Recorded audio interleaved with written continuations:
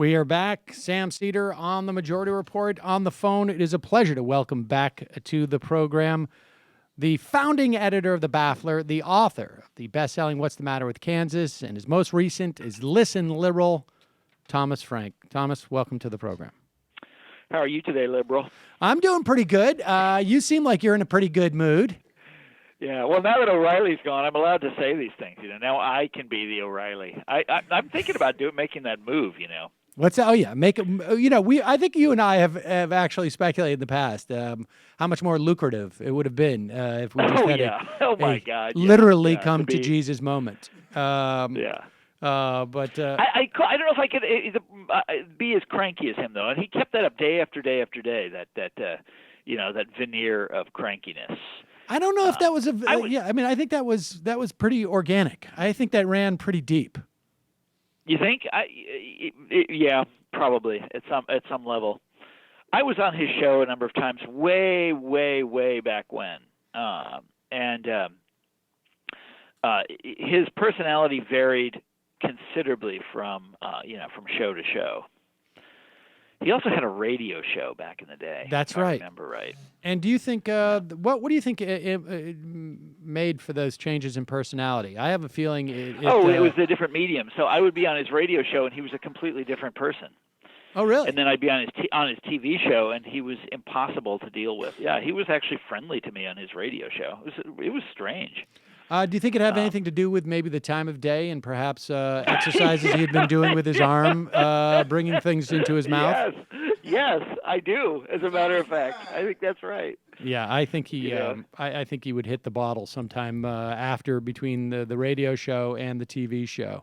All right, but let's and I've promised you off air to send you the clip that we just played from the opera Macris v. O'Reilly, which somehow you missed back in the day.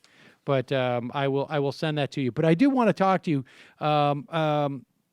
No, it really is the end of an era here. I mean, this is the man that, in some ways, brainwashed a generation. That's going too far. Of course, I'm exaggerating, but he really set the tone for Fox News. Now, he has so many imitators now. But very influential, and this is stuff I've been writing about for years. I don't care about it anymore, don't follow it anymore. But once upon a time, I was absolutely engrossed with it. Yeah, I mean it's different now though, because it seems to me what changed from the era, when he was in his heyday, right? It seems to me. Which is not to say that his numbers weren't diminished, but the ability for right-wing media to inject a narrative into mainstream media seems to me to have diminished to some extent. Yeah, that's right. But it's also that what he was doing and what he was selling was startling and kind of fresh when he started. Now, it wasn't fresh if you followed right-wing politics and thinking for a long time, and it's no coincidence that Roger Ailes, his boss, came out of the Nixon campaign, because this is all very similar to what Nixon was doing. But when O'Reilly was new, he had this kind of working class populist attitude to him that wasn't necessarily right wing. Do you remember this? Yes. And he was kind of an interesting thing, but it was the first time anybody had really tried something like that on national TV, and he was successful with it. And then, he later became that sort of cranky. I'm not saying that he was ever not conservative, but there were moments where he was actually kind of fun to watch for someone like me, way back when. I shouldn't say anything nice about Bill O'Reilly, though. I don't. The guy I really can't stand, Well, that's how we're going to title this episode. Say nice things about O'Reilly. Yes, Thomas Frank lauds O'Reilly upon his exit. I'm so sorry. Now I feel just disgusting. Ooh. All right. Well. Yeah, that's one guy I swore I would never say nice things about. But. All right. Well, listen. I know that we have limited time, so I want to get into this with you. What's interesting that's going on now, as opposed to, let's say, even like 2 or 3 weeks ago, there seems to have been a resurgence of the sort of continual, and not that it's really ended, but just in the past couple of days, it seems to have become more pronounced again. The sort of relitigating of the Bernie versus Hillary battle within the Democratic Party, and I think there's a couple of reasons for it, right? You know, the Clinton book just came out. Also, it's a book about the Clinton campaign. A book about. Right? I haven't read it. I haven't yes. read it yet, but it's not a book by Hillary Clinton. No, it's a book about. She's written many books, but no, this one is recently. a sort of a tell-all, but we also have like the juxtaposition between what just happened in Kansas and what just happened in Georgia in terms of these special elections, and the difference in these their approaches. And we also, I mean, another element of this is you've got people promoting a guy, Heath Mello, who is running for mayor in Nebraska, in Omaha, I think it is, and who, you know, was a sort of a vaginal ultrasound guy. I mean, so what? Yeah, I mean, this is. What do you mean? Well, I mean, he was someone who I think promoted. My understanding was, you know, prior to abortions, that women should have to have ultrasounds. Well, no, I'm familiar with that, with the cult of the ultrasound, but he's a Democrat? Well, that's the thing. He's this is you know, this is part of the battle that is going on here. I mean that there are feelings that and you know, this is someone who I think you know, there's getting a lot of push to get elected by the sort of Bernie-crats on some level, and broadly speaking, and I don't know how many people knew what was in Heath Mello's full repertoire of positions, and of course this is in Nebraska. But I mean, I just want to get your sense of where we're at in terms of the resistance and this fight to reform or not reform the Democratic Party. Reform the Democratic Party? Well, so by the way, I just got back from a 13-city book tour. Last time, well, I mean, now 14 cities. I was just in Seattle. When was the last time we spoke? Was it before I started on the tour? I think you were. I think we spoke on Ring of Fire when you were like sort of in the middle of the tour. Yeah, and I noticed a lot of, well, obviously the kind of people that want to hear what I'm saying tend to be the Bernie Sanders supporters, and so there's a lot of Bernie Sanders support out there still. A lot of people really like this guy. I was kind of surprised by that, but I was also surprised by the few sort of run-ins I had with your kind of NPR culture, you know, the sort of foundation, TED Talk liberalism. And they really still are, you know, contemptuous of Bernie Sanders. I was amazed by that and brought it up out of the blue. You know, I guess not knowing that I was the guy that had written that story in Harper's Magazine about, you know, Sanders and the Washington Post's war on him and that sort of thing, that I knew a great deal about this subject. There's still, I was surprised to discover that there is still this real contempt for Sanders among a certain kind of Democrat. I was watching one of the Sunday talk shows the other day, and Sanders' name came up. And the scorn for him, and this is not, by the way, not among politicians, journalists, mainstream DC-style journalists. You know, remember, like the people I wrote about in Harper's Magazine, you know, that story about Sanders and Harper's. They hate the guy, or they laugh at him. You know, they think he's a joke. And still, you know, today, when he's the most popular politician in America. This is surprising to me, but the war within the Democratic Party is going to take quite a long time to unfold, and I don't know if it's going to go in the direction that I want it to go in. Sam, I think there's a very good chance that the Clinton faction will retain its hold on the Democratic Party. I mean, give me a sense of why you feel that way. Because the contempt for Sanders is still so powerful out there. Is it? I mean, is it just contempt for Sanders, or is it contempt? Well, I'm not talking about any of the sort of insider things. I mean, we all saw what happened to Keith Ellison, you right? know, when he. but I don't have any. You know, you got to remember, I don't have any insider knowledge about the Democratic Party. I am not one of those people. You know, I just know what I read in the papers, same as everybody else, or what I read in Politico, I should say. But I mean, what do you think? What do you think this? Give me your analysis of it. Insofar as, is this a personal contempt, or is it how like deeply ideological is it?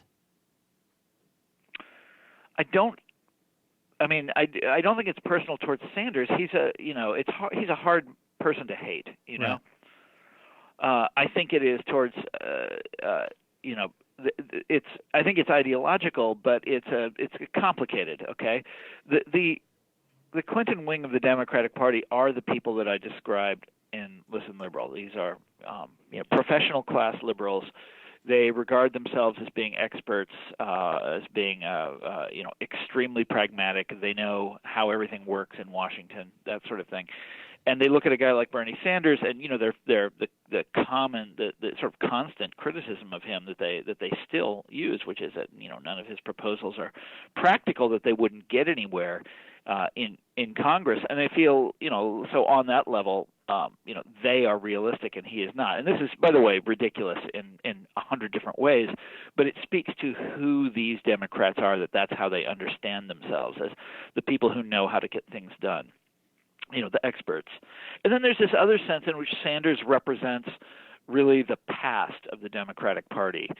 He represents a kind of past that these people have thought was done. They thought Bill Clinton finished it off back in the early 90s. You remember the Democratic Leadership Council. That was the whole idea. The New Right. Democrats, the Third Way, they were breaking with the New Deal. That kind of liberalism was dead and gone forever, and here comes Sanders, advocating this stuff as though nothing has changed, as though it's still the 1940s, and that really bothers this kind of Democrat that we're describing here. I think in a kind of psychological sense that he's able to do that, and that it's a return of the repressed sort of thing.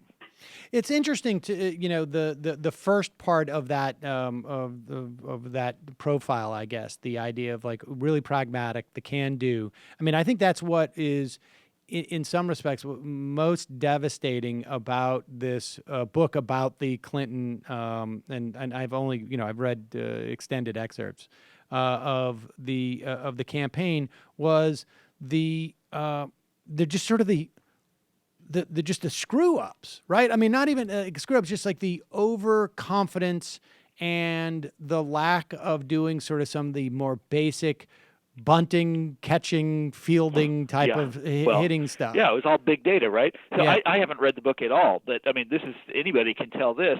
These were people who were the hubris. These were people that were supremely self-confident right up to the end. And they thought that big data could bring it home for them. Why did they think that? Because that's what everyone said about the 2012 election. That's what everyone said about the 2008 election. There is a real feeling among the kind of Democrats I'm describing that human beings are not persuadable. That you can't change anything about anyone, and that the only political game is the ground game. It's getting out your people, which you do via big data and with some fancy computer program. You remember all those stories about Obama's miraculous 2012 computer programs. Right. That's what the race was supposedly about. That's how he beat Mitt Romney, was with this special software. Do you remember? Yes. Maybe you didn't read those books, but that was what the argument was, But the irony is that actually they did not use modeling nearly as much as the Clinton people did. I mean, my understanding is that right? The Clinton people doubled down on this. They doubled down on this. Of course they did, right? Because she doesn't have the charisma that Obama. She doesn't have what Obama had. But it's not even that. It's that the modeling, they didn't even know they were knocking on the wrong doors in states like Pennsylvania. Is that right? Yeah, and that ended up being the biggest problem, is that they were so confident in the modeling that they did not have people in the field where other campaigns had. I would say the other thing, the thing that we always forget when we talk about these things is that you have to have a message also.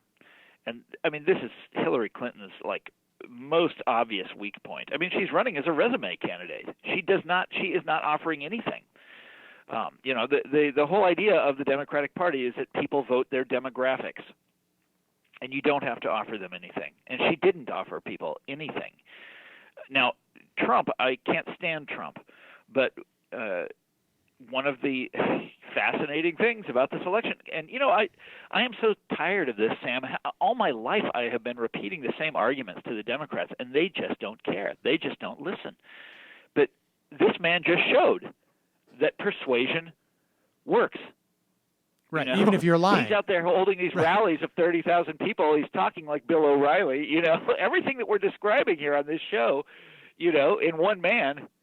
And people think he's, this great. They think he's this wonderful, charismatic leader.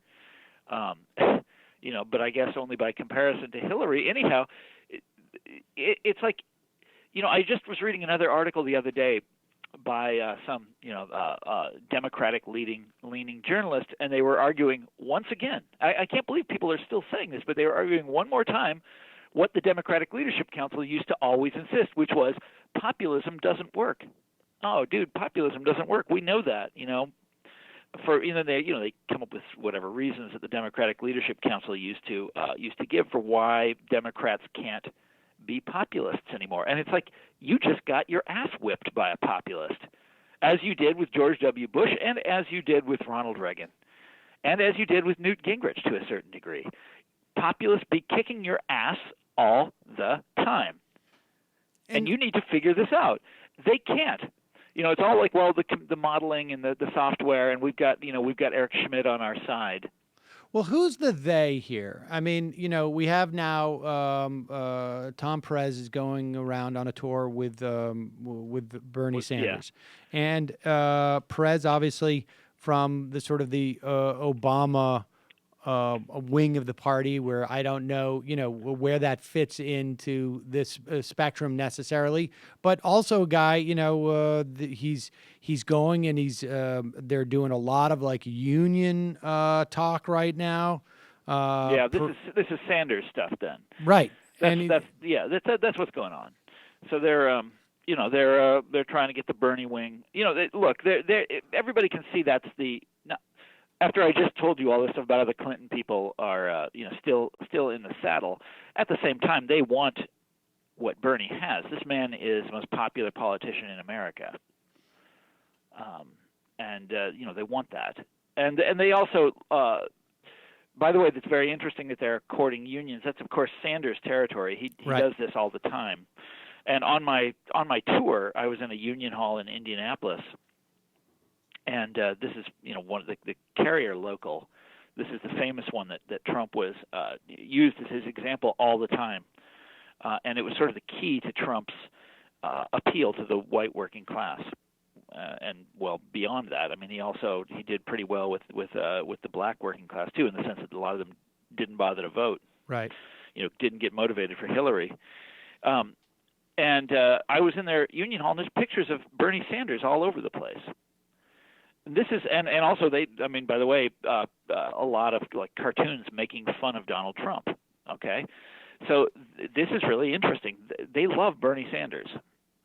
These people really, really, really like this guy. He was their ideal candidate. Anyhow, so of course the Democratic Party wants to, understands that they've got to reach out to those voters, but at the same time, I mean, I'm here in Washington D.C. All you hear from Democrats about working class voters is just scolding and contempt, And so, where does this go? I mean, why? Then why? Let me tell me about your skepticism. Aside from what you're hearing, obviously in Washington, if would it be different if Bernie Sanders was, I don't know, 25 years younger? Of course. Oh my goodness, yes, of course. But there has to be another Bernie. That's the thing, and I don't, Bernie was such an unlikely story, the way he got going, and and the way he did so phenomenally well against the Clinton machine. Much better than anybody thought he would. I think much better than he thought he would. Frankly, significantly better than he thought he would. By the way, so you could say the same thing about Donald Trump. Well, that's true. That's true. Although he had no idea he was going to win. now, let me ask you this: why do you think it is the case? I mean, obviously, Bernie Sanders is not a Democrat. Technically, a Democrat. He doesn't register as a Democrat, but obviously, he's caucused with the Democrats his entire career, and in the context of a two-party system, that he's not a Democrat is rather cosmetic. But why is it the case that really, when you look at why is it that we only have the Bernie Sanders that we have on a public, sort of never on a national scale, even sort of like a regional scale, is a guy in his 70s. I mean, Jerry Brown, I don't think he's nearly as well. I mean, in some respects, he's, I think, as to the left as Bernie, but at the very least, he's leaning into things a lot more, I think, than the. Yeah. I mean, why? Yeah, but I doubt he's going to be running for president. Well, that's my point. They're both guys who are up in age. I'm not convinced that Bernie Sanders is not going to run. I mean, I think that he is going to run. I think he's certainly contemplating it. I mean, I imagine if he found somebody along the way that because, I think he was largely waiting for Elizabeth Warren to run, and when he realized that she wasn't going to. That's what I've heard as well. But what do I know? But Elizabeth Warren that's the name. That's the person. That's the one who should have been in this last race. And hopefully we'll try next time around. That's my own personal hope. But there's other Democrats who fit that profile, and they too can just come out of nowhere in the way that Bernie did. I mean, Bernie was the most unlikely presidential candidate. Well, who else do you perceive that might be those Democrats? Oh, I think Sherrod Brown, certainly, from Ohio, the senator from Ohio, certainly fits that profile. I think Al Franken is looking really good these days, the senator from Minnesota. I still can't I used to watch him on Saturday Night Live when I was a kid, though I still can't get over the fact that he's a politician now, you know. But there's lots of good Democrats out there. They just don't happen to be in the driver's seat of the party. And do you think there's been a sort of like a broader acceptance of sort of I mean, surely you must feel like there's some vindication in terms of going back to what's the matter with Kansas, right? I mean, does this last race? Yeah, but it's a horrible vindication. Yes, of course, but. And look, and Listen Liberal is like everything in there turned. I mean, it's just so it's so awful. It's all true, and Trump used it. I mean, I don't know if he read the book. I doubt it, but he was saying like a lot of he was using the kind of he was attacking these people in exactly the way, the weaknesses that I described. I'm not, I'm happy in the sense that now people are listening and people are buying the book and that sort of thing, but it's not I don't get invited to Democratic Party postmortems. I'm not on TV. Nothing has changed. I mean, I'm still here I'm still here with you, Sam. Well, and but I'm not like part of the DC apparatus. Look, I don't even write for an American publication. I mean, that's how bad it is. I'm here in D.C. The world of American thought and journalism is shrinking and shrinking and shrinking all the time, and there's no publication in this country that'll have me. So yeah, vindicated, but so what? Right. Well, let's just turn a little bit to what you wrote in the Baffler about about. Oh, that's right. That is the one American publication, the one I founded. That's listen, I'm sitting on the show. I'm sitting on a show that I'm connecting the camera and the microphone. Yeah. So I appreciate that. But I mean, you wrote a piece about this Curatology. Is that how I pronounce it? Curatology. Uh-huh. And this idea of, I mean, again, I guess it's sort of it's a buzzword. So a lot of my best stories start with cliches and buzzwords, things that are out there in the language and are getting abused. And the word is curator. everybody wants to think of themselves as a curator these days. It's really curious. And you start noticing it all over the place, like people using it in casual conversation and stuff. And it's, restaurants call themselves this. There's a brand of soda pop called Curator or Curate or something like that. It comes, of course, from art galleries. It goes back further than that. It's like these were museum officials. They used to be educational officials. A curator was an official in the, I think, the Church of England or something like that. But it's a kind of vaguely defined professional who is in charge of determining what is good and what is bad. What should be included in the canon and what should be excluded. And we're in love with this idea of the person who chooses those things.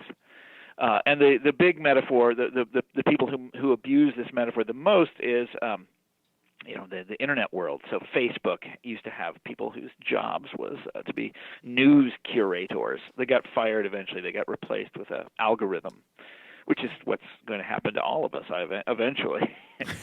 But this is the idea that everybody is, this is the sexy idea that everybody is in love with. Everybody wants to describe themselves and their web page as curators of this and that.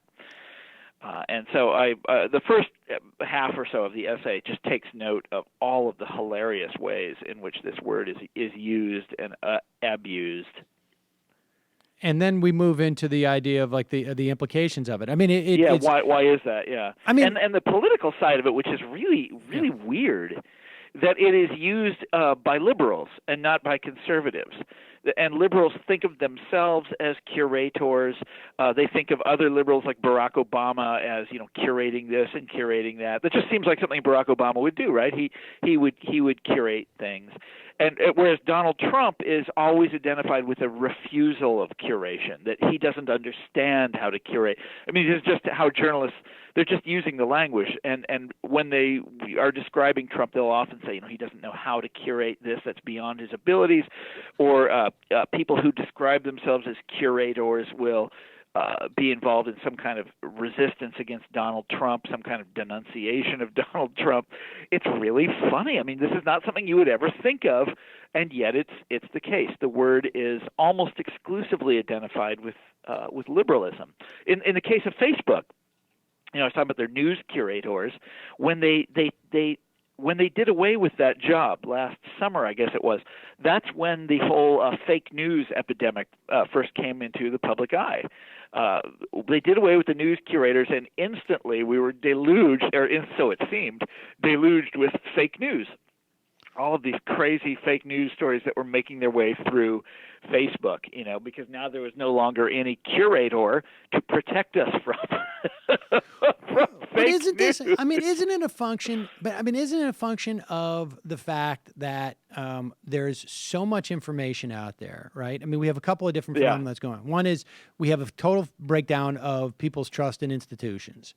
And at the same time, we have so much information that is coming at us in the form of media, and even we advertise for like clothes curators, right? Like they'll send you what clothes they'll curate your wardrobe for you. Exactly. And but that the liberal mind, broadly speaking, is actually far more open to all this information, whereas the conservative mind is specifically not. And is that what it is? I don't know about that. So there's two takes that I have on this that I think are worth mentioning. And the first of all is what I think is very typical of modern liberalism is its love affair with professionals and with professionalism, and the idea that they're very comfortable with the idea of making these choices for people. Very comfortable with that, with some authority figure telling you what's right and what's wrong, curating this, selecting this and excluding that, which, by the way, is an operation that I have been an editor. Obviously, I edited Bachelor magazine for a long time, and that was roughly speaking, that's what I did. But it's still, it's an operation that people regard, I think Americans regard with a certain amount of suspicion. Because it's authority. It's life's officer corps. You are the general, and I am the private, and you choose what I get to see because you know what's good for me. And a lot of people, especially conservatives, regard this with suspicion, and liberals are very comfortable with the idea. The second part of it that's fascinating to me is that when I was younger, it was what we now call the sort of creators of content that we admired: novelists, authors, Right. Journalists, people who wrote things, people who painted things, people who wrote poetry. I don't know, you go down the list of cultural creators. And that's who we admired, and that's who we looked up to, and that's who we wanted to be. And now it's different. We don't admire those people, or we do, but their role is much diminished. They are, as I said before, content creators. They just create content. That stuff is just content. What I do is I make content. I type words. We all know it's the curator that matters. It's the guy that it's the guy behind the control panel at the TV station or at the radio. The guy who gets to choose what songs to play on the radio. The editor who chooses what to accept and what to dismiss. And we not only accept that, we admire it. And what the thing that bothers me about it is because if you ask me, we're in an age, I think, where the curators have run amok. We were talking earlier about Washington, D.C. and the opinion climate in Washington, D.C. And when I look at the state of American journalism now, I don't see a beautiful art gallery where, you've got these wonderful things paired with each other and, and fine wine and all this crap. What I see is a cartel. I see the operation of, a small clique of people who all know each other and who all get, their funding from the same handful of foundations, and who pretty much control what we talk about here in this town. I'll give you an example. How many times have you heard now the results of the last election blamed on the Russians? Just once or twice. No, it's it is universal. Right. It is to the exclusion of everything else. And the fact is, as you and I know, Sam, elections are complicated, messy things, and you can understand them in the details, and you can understand them in the grand scope of things. And if the election of 2016 was a really big deal. This was an enormous, plate-shifting, tectonic election, and to brush it off as a result of essentially a shoplifting operation, an electronic shoplifting operation is close to crazy.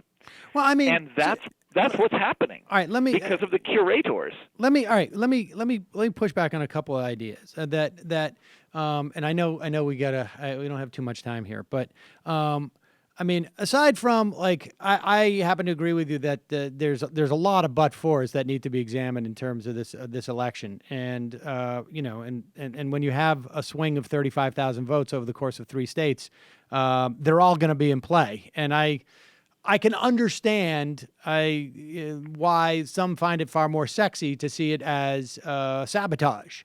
Rather than hey, they used modeling instead of going out in the field to see if they were hitting on the right doors. Yeah. I mean, among other things. But you're talking about the all of these things are tactical. These are small things, and they're all totally true. I'm not saying sabotage or that the Russian thing didn't happen. Right. Of course it did. So did the FBI thing. That happened. Right. That was huge. Right. But if you're as long as this is something I learned in high school debate. If you're going to let one side say, okay, well, we didn't make that fumble, take that fumble away, and we would have won, you have to let the other side say that too. So Trump can easily say, all right, well then the groping tape never appeared. Right. Trump never made fun of handicapped people. Trump never made the remark about Mexicans. If you can allow one side to excuse, you see what I'm getting at here? Yeah. As long as you're playing counterfactual. Right. But the other thing, the real way that we need to be thinking about this is in the grand historical sweep of things. Right. It shouldn't have been. In other words, it shouldn't have been that close. No one has any. The Democrats have no interest in doing that. Right. All of their interest is in suppressing that kind of speculation, that kind of inquiry. They do not want to do that, and that's an act of curation. And do you think, though, is it worse now than it's been in the past? I mean, I think, to me, I think the era of curation is less about I'm a general and you're a private, but that because you as a private now, you actually have an option to find different generals. And maybe that's just because I spend more time online than in anywhere else anymore. But you and me both. But listen, that's the irony of it, and that's what fascinates me. We talked earlier about I've spent my whole life writing about populism, and that's true. But the other big subject of my entire journalistic career has been that we supposedly live in this age of incredible, democracy, the internet, of course, and at the same time, the curators have never been more powerful. I think they are more powerful today than in the past for a lot of different reasons. And I'll give you again just a handful of examples, and that is the internet is supposed to be this thing that's democratizing and allowing everyone a voice and all that sort of thing, but it has also permitted monopolies on a scale that unimagined by the John D. Rockefellers of the past. And that's true in culture as well, that you both have, we're all able to type an essay now and print it out and make it look really beautiful. We're all able to set up a blog if we want to. But at the same time, the voices, there's only 3 newspapers in this country that matter anymore. Right. And, you can exclude the Wall Street Journal because they're an outlier, so you're down to 2. I also used to write for them. So you're down to 2. And all the rest of the media in this country takes their sort of marching orders from those 2 newspapers, the Washington Post and the New York Times. That's creepy. This is a country of 300 million people. And, when I go to foreign countries like Australia, a land of about 20 million people, or any of the Scandinavian countries, which are just a little bit bigger than that, I find much more openness to ideas like mine than I find in this country. And this country is, vast. Anyhow, that's my complaint for the day, Sam.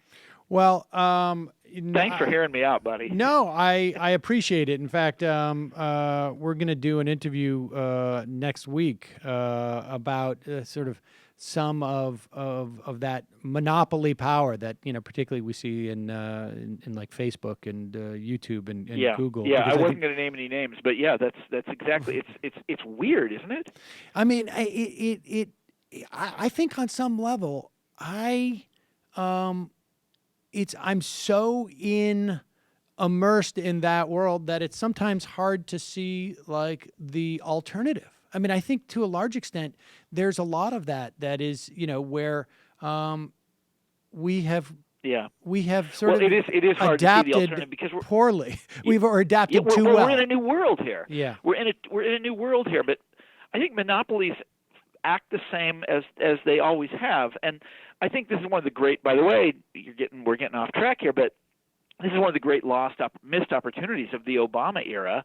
Was to try to figure out a way through this, hold those hearings, do those investigations, and try to develop antitrust policy for the 21st century. Instead, they just let it go. I'll tell you something. I think it was also one of the lost opportunities of a Clinton era, frankly, and not necessarily coming from the Clinton people, but I can tell you that in the last year running up to the election, that there was so much energy just building and getting ready to deal with antitrust. That was what Elizabeth Warren was going to be the primary focus of what she was going to be doing was going to be antitrust.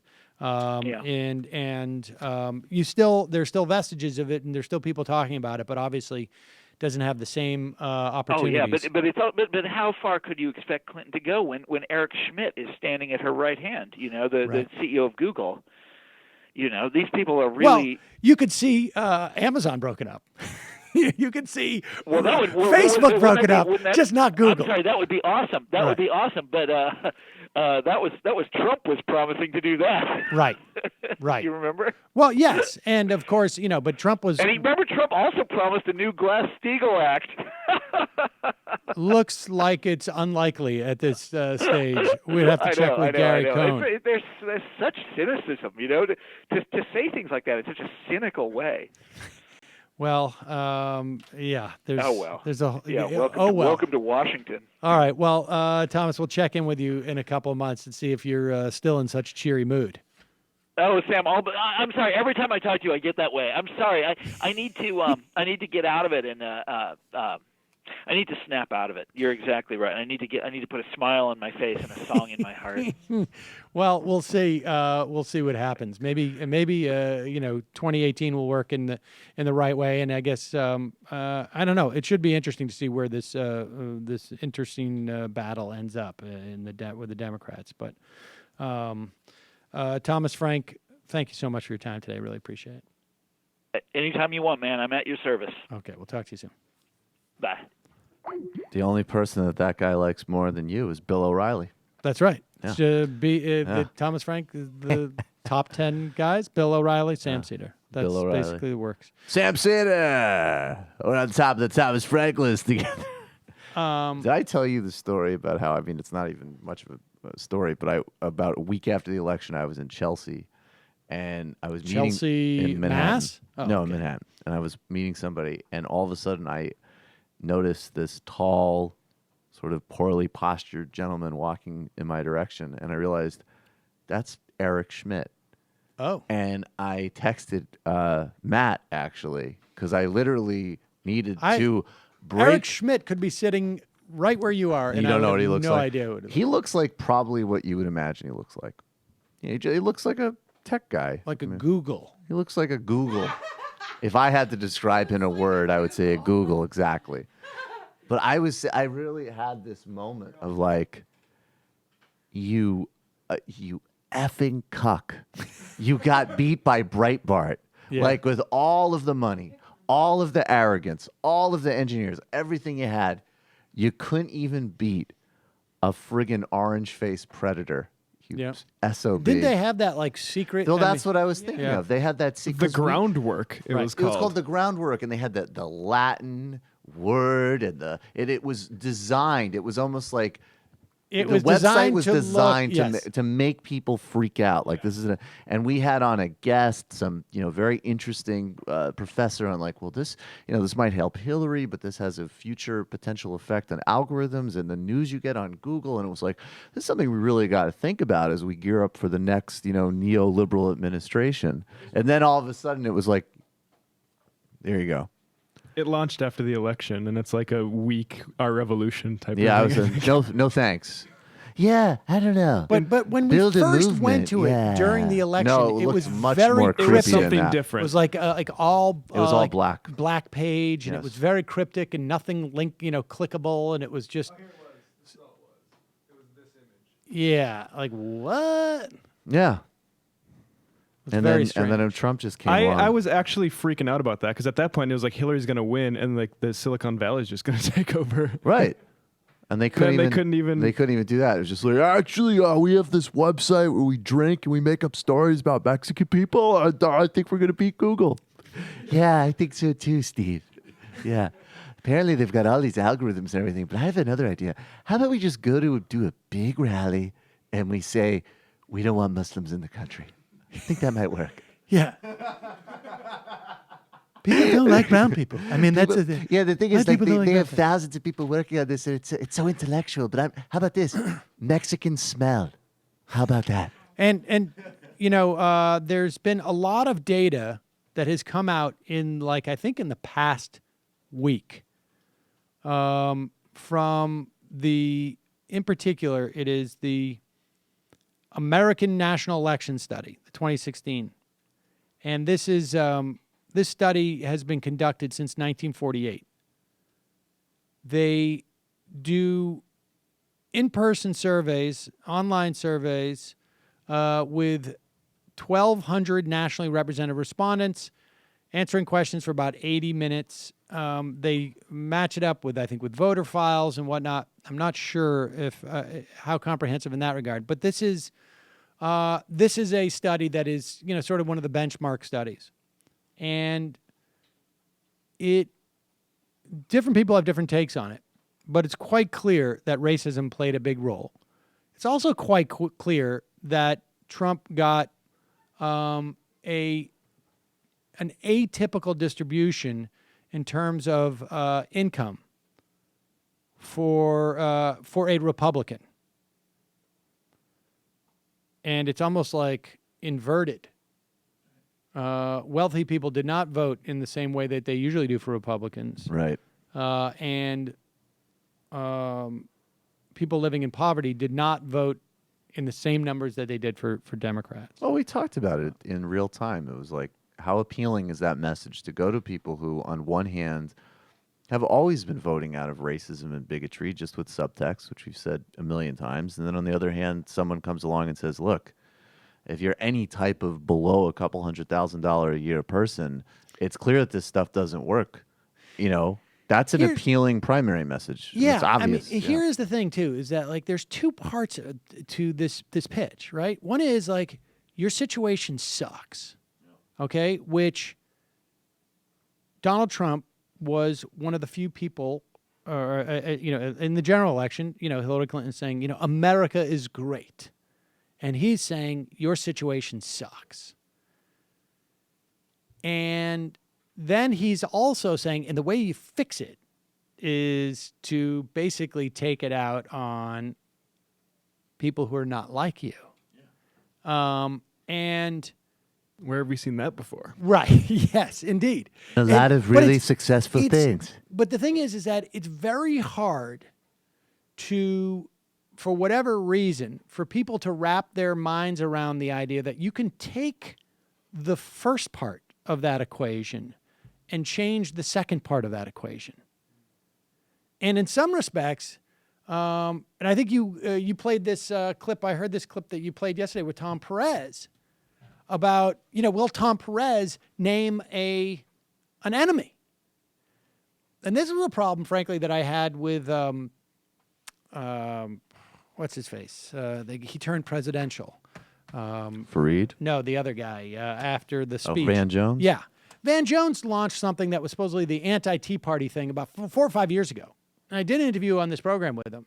And I remember during the course of the interview being extremely frustrated that I was like, well, who's the enemy? And he would not name anybody. He would not name the billionaires even, or the 1%. He would not name those people. And I think the sincerity of the first part of that pitch is undercut by not providing a second part. And with Donald Trump, people believed him not just because he said, like, you're hurting, but he said, like, and I've got a solution for you. And it was one which they were very comfortable with.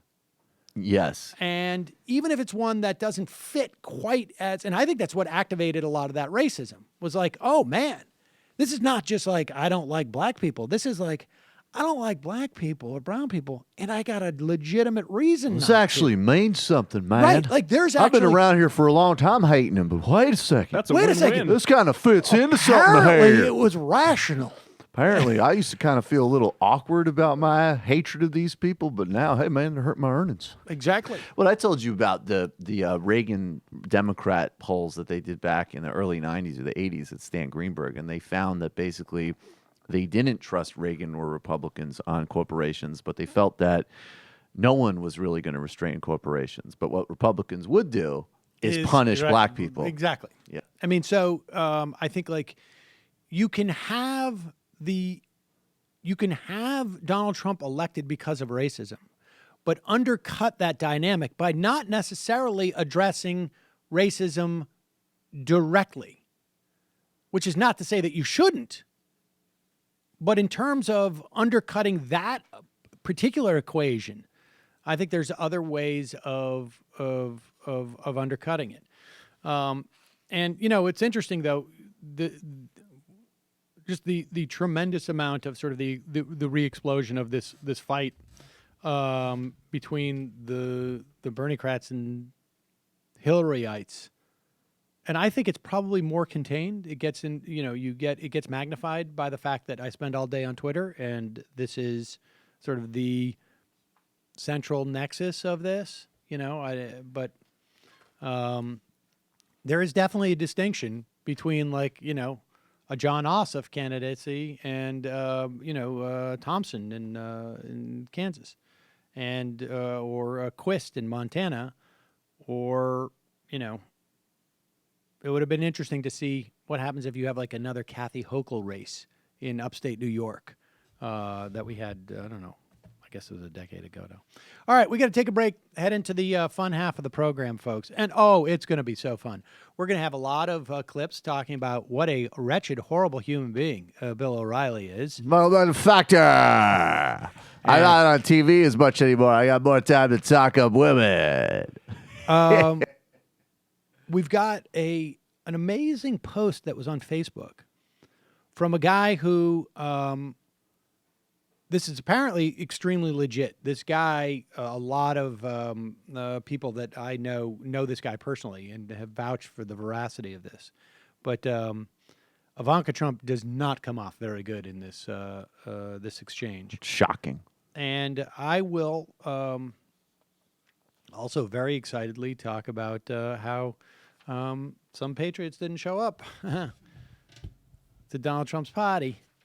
Sorry, dude. You're just too toxic. And my wife also said she won't have sex with me anymore. So, not going to be there. Totally on board with that. If that's what created, let's listen.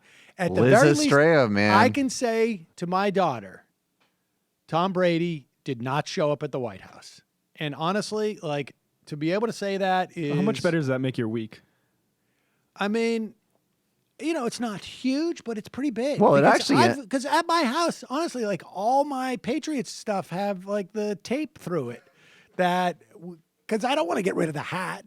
And when I wear it out, though, I have like some duct tape through it, and it's basically for the sake of my daughter. I like it's the like more I you hear and like about a your homeless guy wardrobe at Penn that I don't Station. see, the more it sounds great. This is the high end of my wardrobe I wear into the office. I think it's what's so funny though is it's awesome because Brady praised him, it's so much more hurtful. Yes. Like it's great. It ends up actually being a big payoff. It feels They like a never loss. flirted? Yes, Yeah. like Like a loss. if Brady from the beginning was like, I don't talk about politics or whatever, and Trump didn't feel like me and Tom, but Right. because he felt like me and Tom, and now it's not me and Tom. You're gonna flirt with I'm me and just toxic hold me now up? that I am president? That doesn't make any Wait sense. a second. Hold I on. won. Tom, I'll bomb Korea. What do I won. need to do?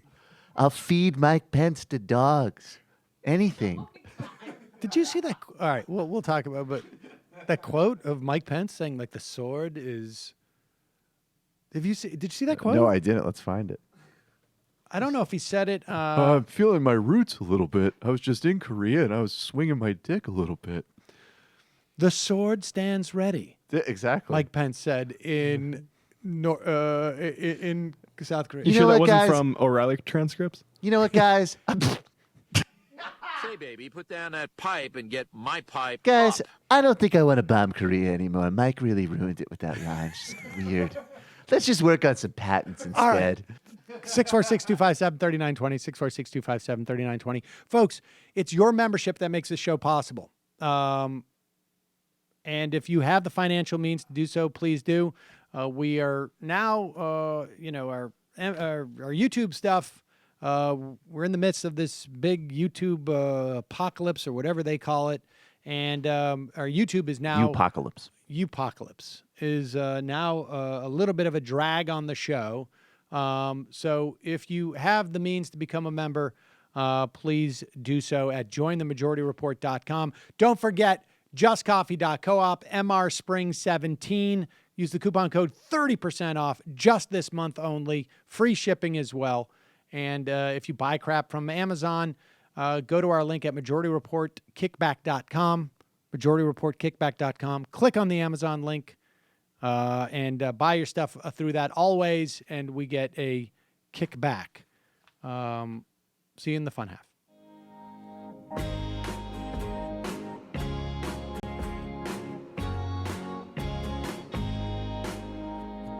He is like the dog. He says no, no, no, no. And though he'd like to fall, he says no, no, no, no.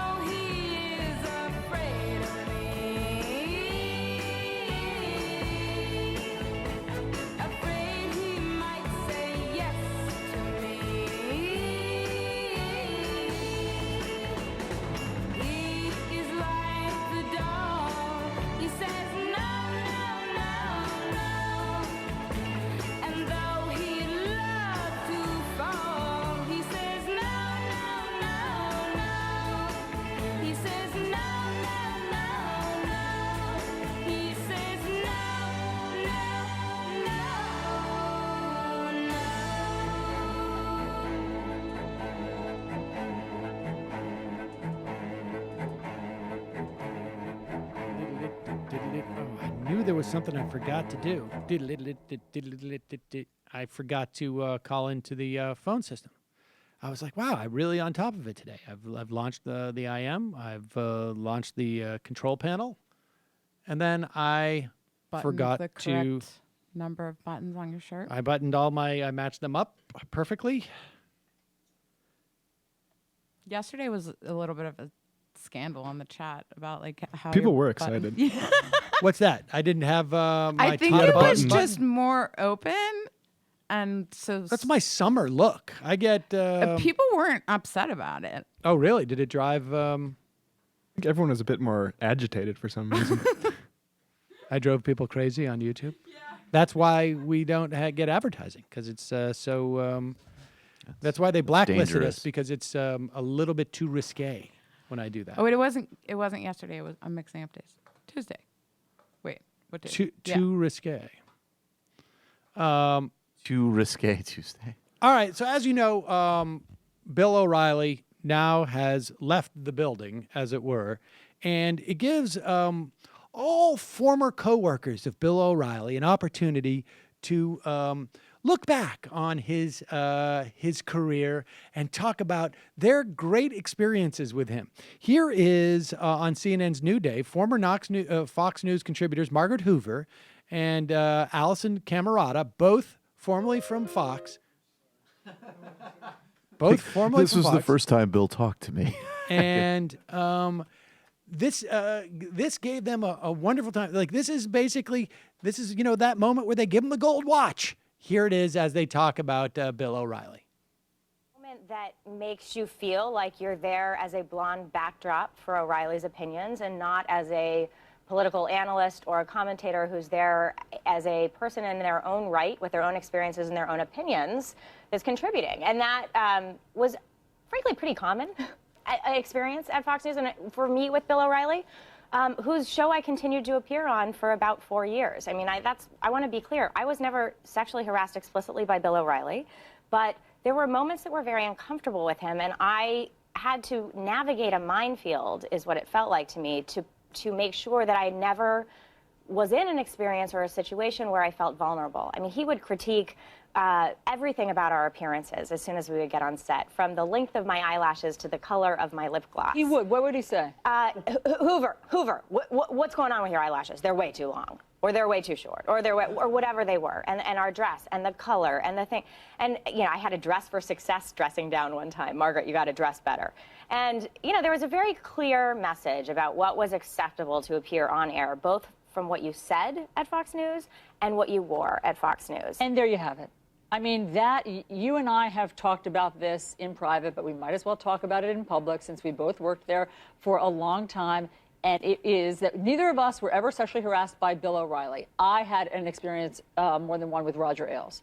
But that wasn't the half of it. The real harassment was emotional harassment. Yeah. There. Roger could be a bully. He called people names. And it was that feeling of not wanting to ever run afoul of him that was really the chilling effect. So there it is, looking back on Bill O'Reilly's wonderful career at Fox News and Fox News. What a wonderful place to work. I'm hoping I can try and get my daughter an internship there. I feel like this is most of the commentary. I mean, certainly we all know that O'Reilly deserves it and Ailes deserves it, and that it's an extreme example that we've been exposed to and can believe and understand, and we can imagine these things happening easily. But I think it's a little bit bizarre that they're talking about this as though it only happened to them in that environment. That is what happens to women. It might not feel as predatory in most situations. It might not make you feel as vulnerable to losing your job, but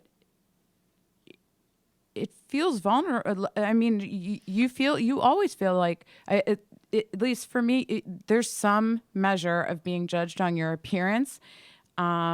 And, they're on TV, so it's how good you look.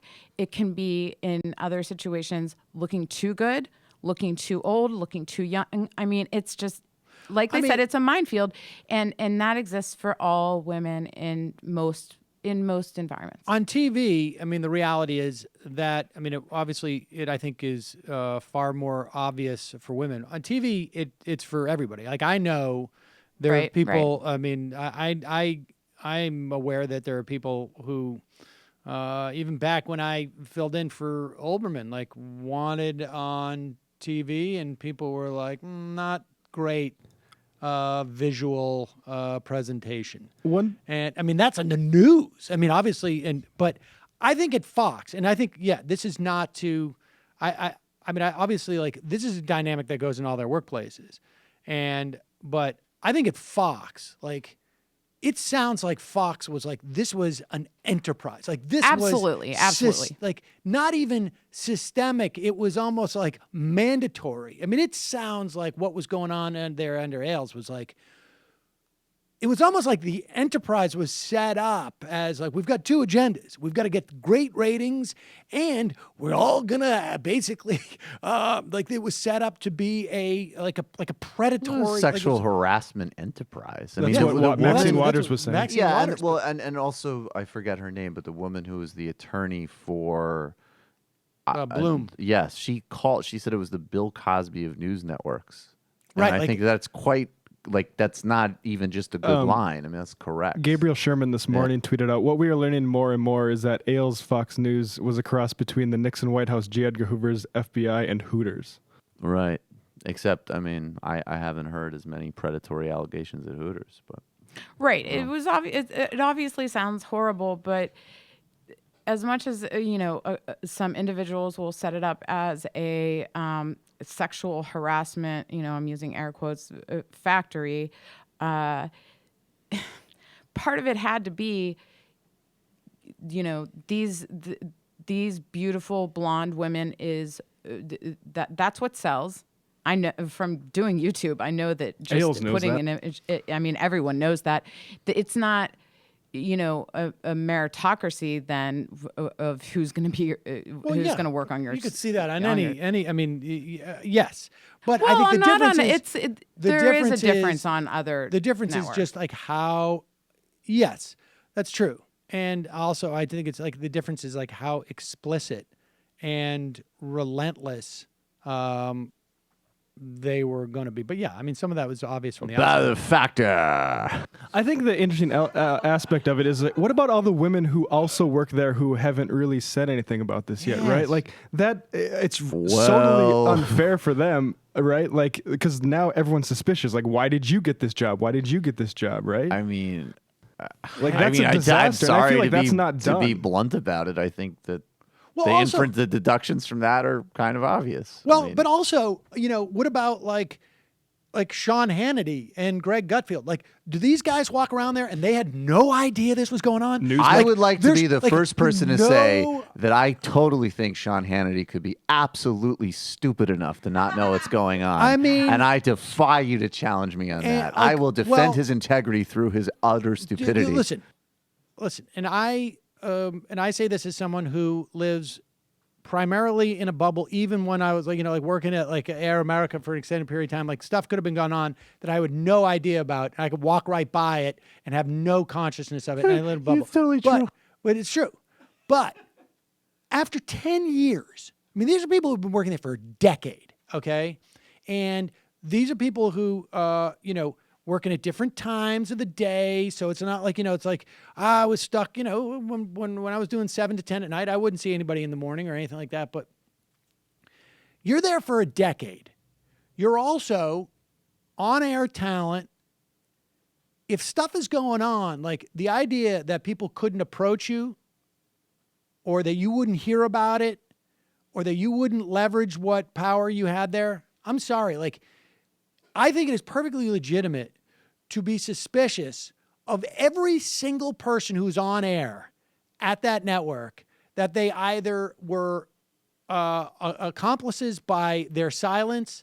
I mean, frankly, look, even when, you've got, I guess, there's lawsuits and whatnot, but I mean, if you're Margaret Hoover and you're working at CNN, why are you waiting until today?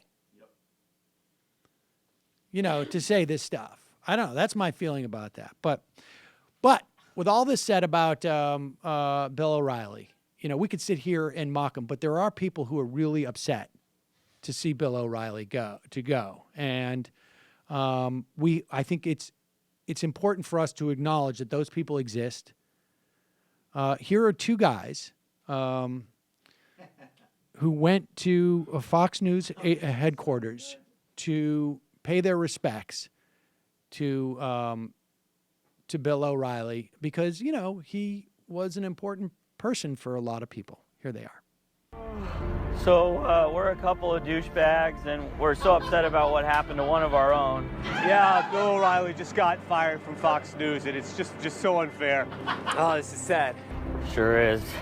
We're gonna set up a little memorial for him, and we got some stuff we think Bill will really like. Love you, Bill. Photo of this broad here. He just would have loved it. Hot little number here. These flowers, just because douchebags around the world need to be supported. He used to always like answering the door in these. Nothing but these. He would answer the door in these. Bill O'Reilly. Some Vaseline. He used to always use this when he was on the phone. Masturbate. Pick up your stuff and get off the property. We're with Bill, though. We're here for Bill. I don't want anybody else. When Bill thinks about you, he touches himself.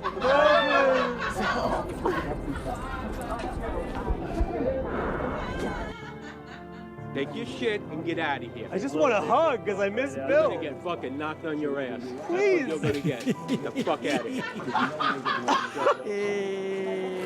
He called me a jerk off. Bill used to call people jerk offs all Bill the used time. to just jerk off all the time. On the phone. Oh, there it is. The Good Liars, folks. I love that. We'll put the link to the original, obviously, in the so people can pass that around to their friends. But How great, though, was the fact that the Fox News security guard sounded exactly like he's supposed to sound.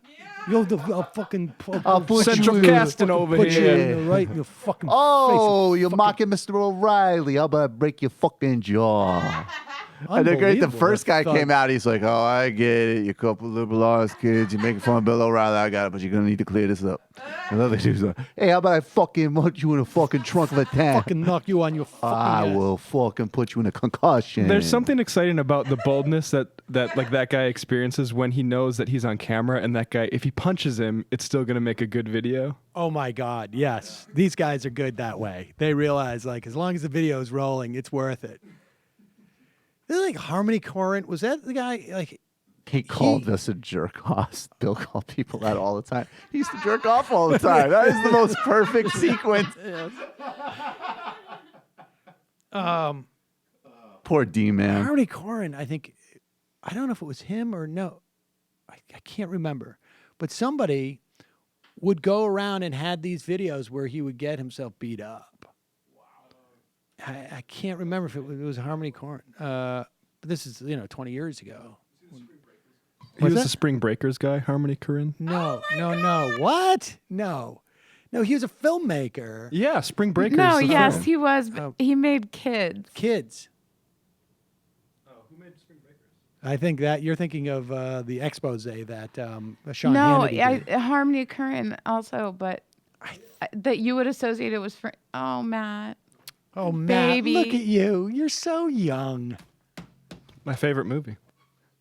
Spring Break. Honestly? No, I'm joking. No, oh my God. Anyone who I like you just saw like my respect meter just plummeted for a second. I wasn't really listening. And then Put you up said that. this is an interesting Facebook post. So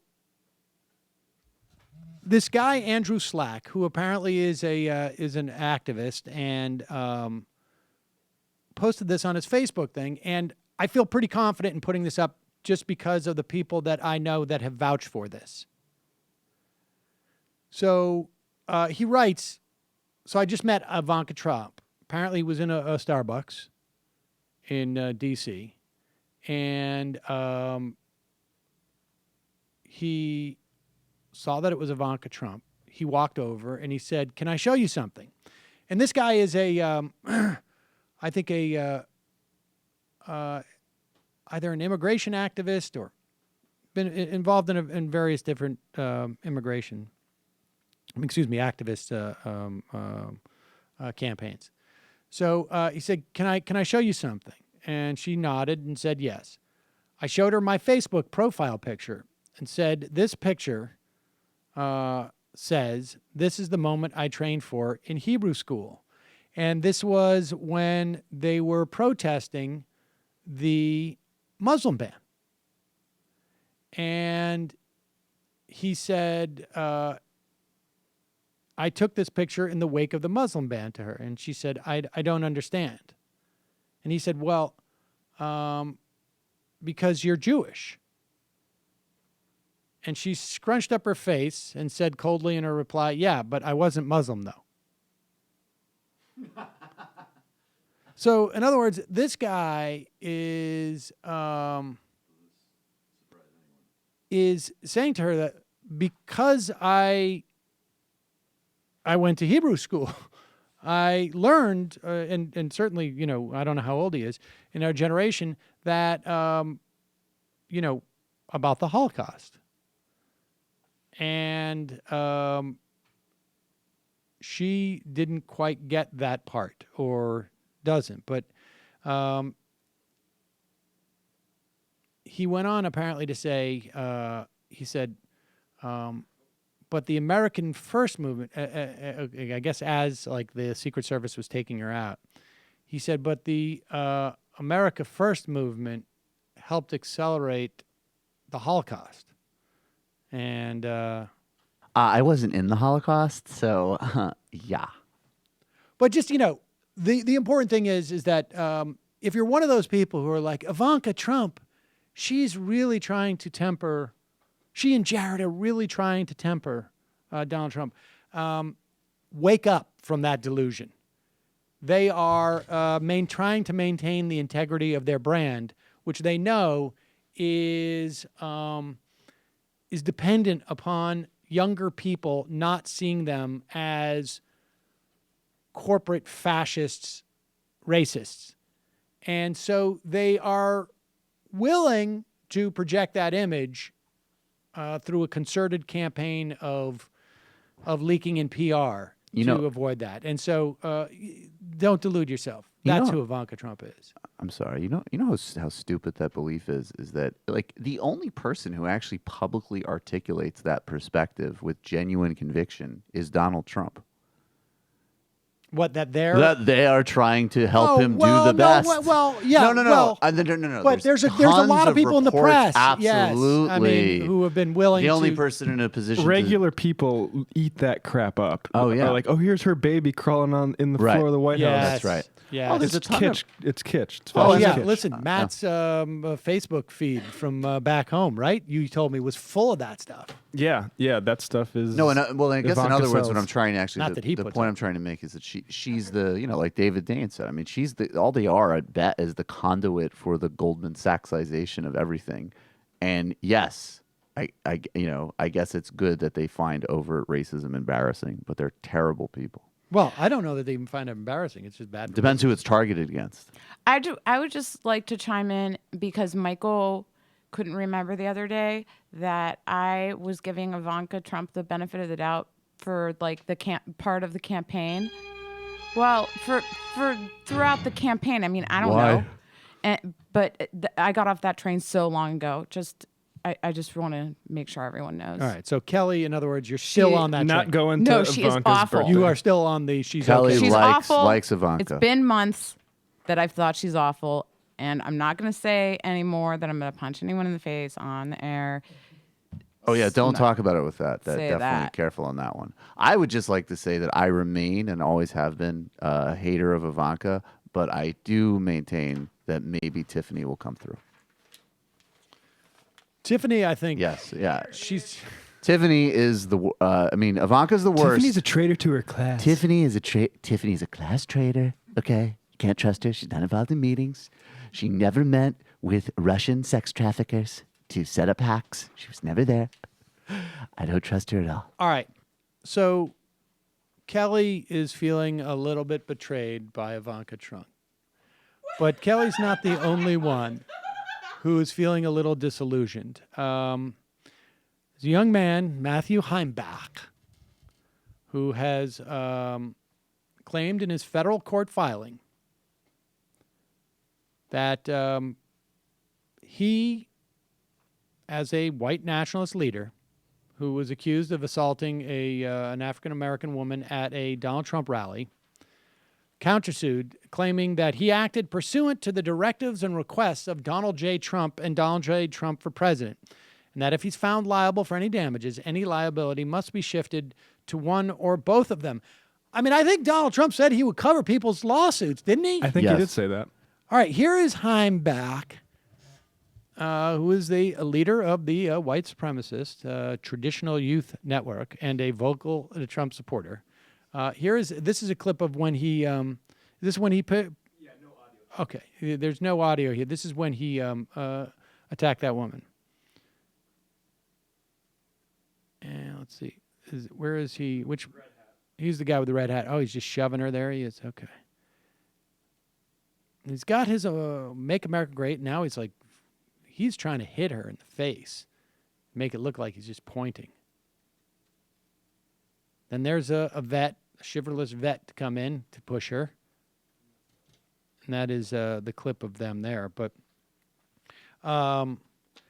in Heimbach's filing earlier this week, he denies physically assaulting any protesters, though he's on tape there shoving her. But he also levies blame at the protesters, writing that they provoked a response by trying to, quote, disrupt a free assembly and campaign event to infringe rights of the defendants and other attendees to freedom of speech, freedom of assembly, freedom to vote, and other constitutional rights. Now, we just saw video footage of that. Did it look like in any way that that one woman was inhibiting the free speech of the literally thousands of people there and the tens, if not hundreds, who were physically intimidating to her? Or? I'm going to have to watch what Dave Rubin has to say about it and get back to you. I don't know, but I think his lawyer should have, instead of using the word provoke, should have said triggered. Well, here's the thing. Here's the thing. Heimbach is representing himself. And as I don't have that level of irony, Mr. Super Producer, not a Jew, but makes Jew joke stylings, Jew producer. He wrote in his filing that Mr. Trump is a world-famous businessman who relies on various professionals, including attorneys and other professional advisors. He writes that he relied on Trump's reputation and expertise in doing the things alleged. There you go. I should just tell you that my father's old saying was, if you represent yourself, you have a fool for a client. I don't think your dad made that up. I didn't say my dad made it up. Mr. Seder made it up. The year was 1972, and my father was walking by. He didn't make it up, but he would say that. It was a bond hearing in Worcester. Why, are you claiming your dad did? No, I'm just saying sometimes people believe that their dad made up things originally for a long time. My dad and made it up a turns out lot not of to be things. true. Let me tell you something. If you spend any time around Sam, you know that he really overestimates his father and his accomplishments all the time. I believed that my dad got bit by a shark and had a scar from it on his shoulder, which it was really just shoulder surgery. So that's why you Until held I out was for like Ivanka. 20 years old. I just never thought about it. That explains when I was the a Ivanka kid, my thing. dad told us that he worked at Kentucky Fried Chicken as a way of getting us to eat the chicken that he made. Did you believe it? I think so. Or even then, you were just like, but theirs taste good. Why do we get the bad ones? Calling from a 515 area code. Who's this? Where are you calling from? 515. 515. 515.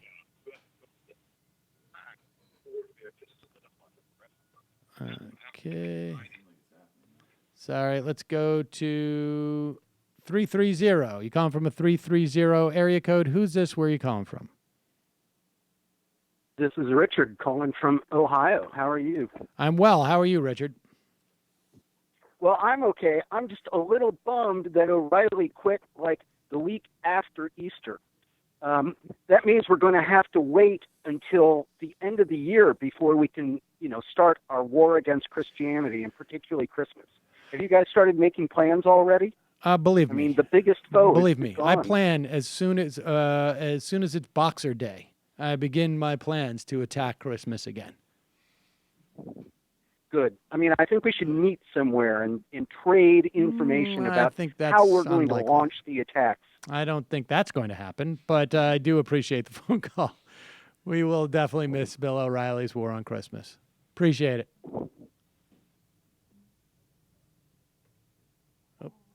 Let's go to calling from a 509 area code. Who's this? Where are you calling from?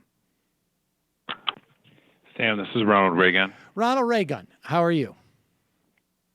Good. I got a couple of questions and comments for the crew. First of all, I want to know if Michael's feeling embarrassed after getting totally owned by Jimmy yesterday.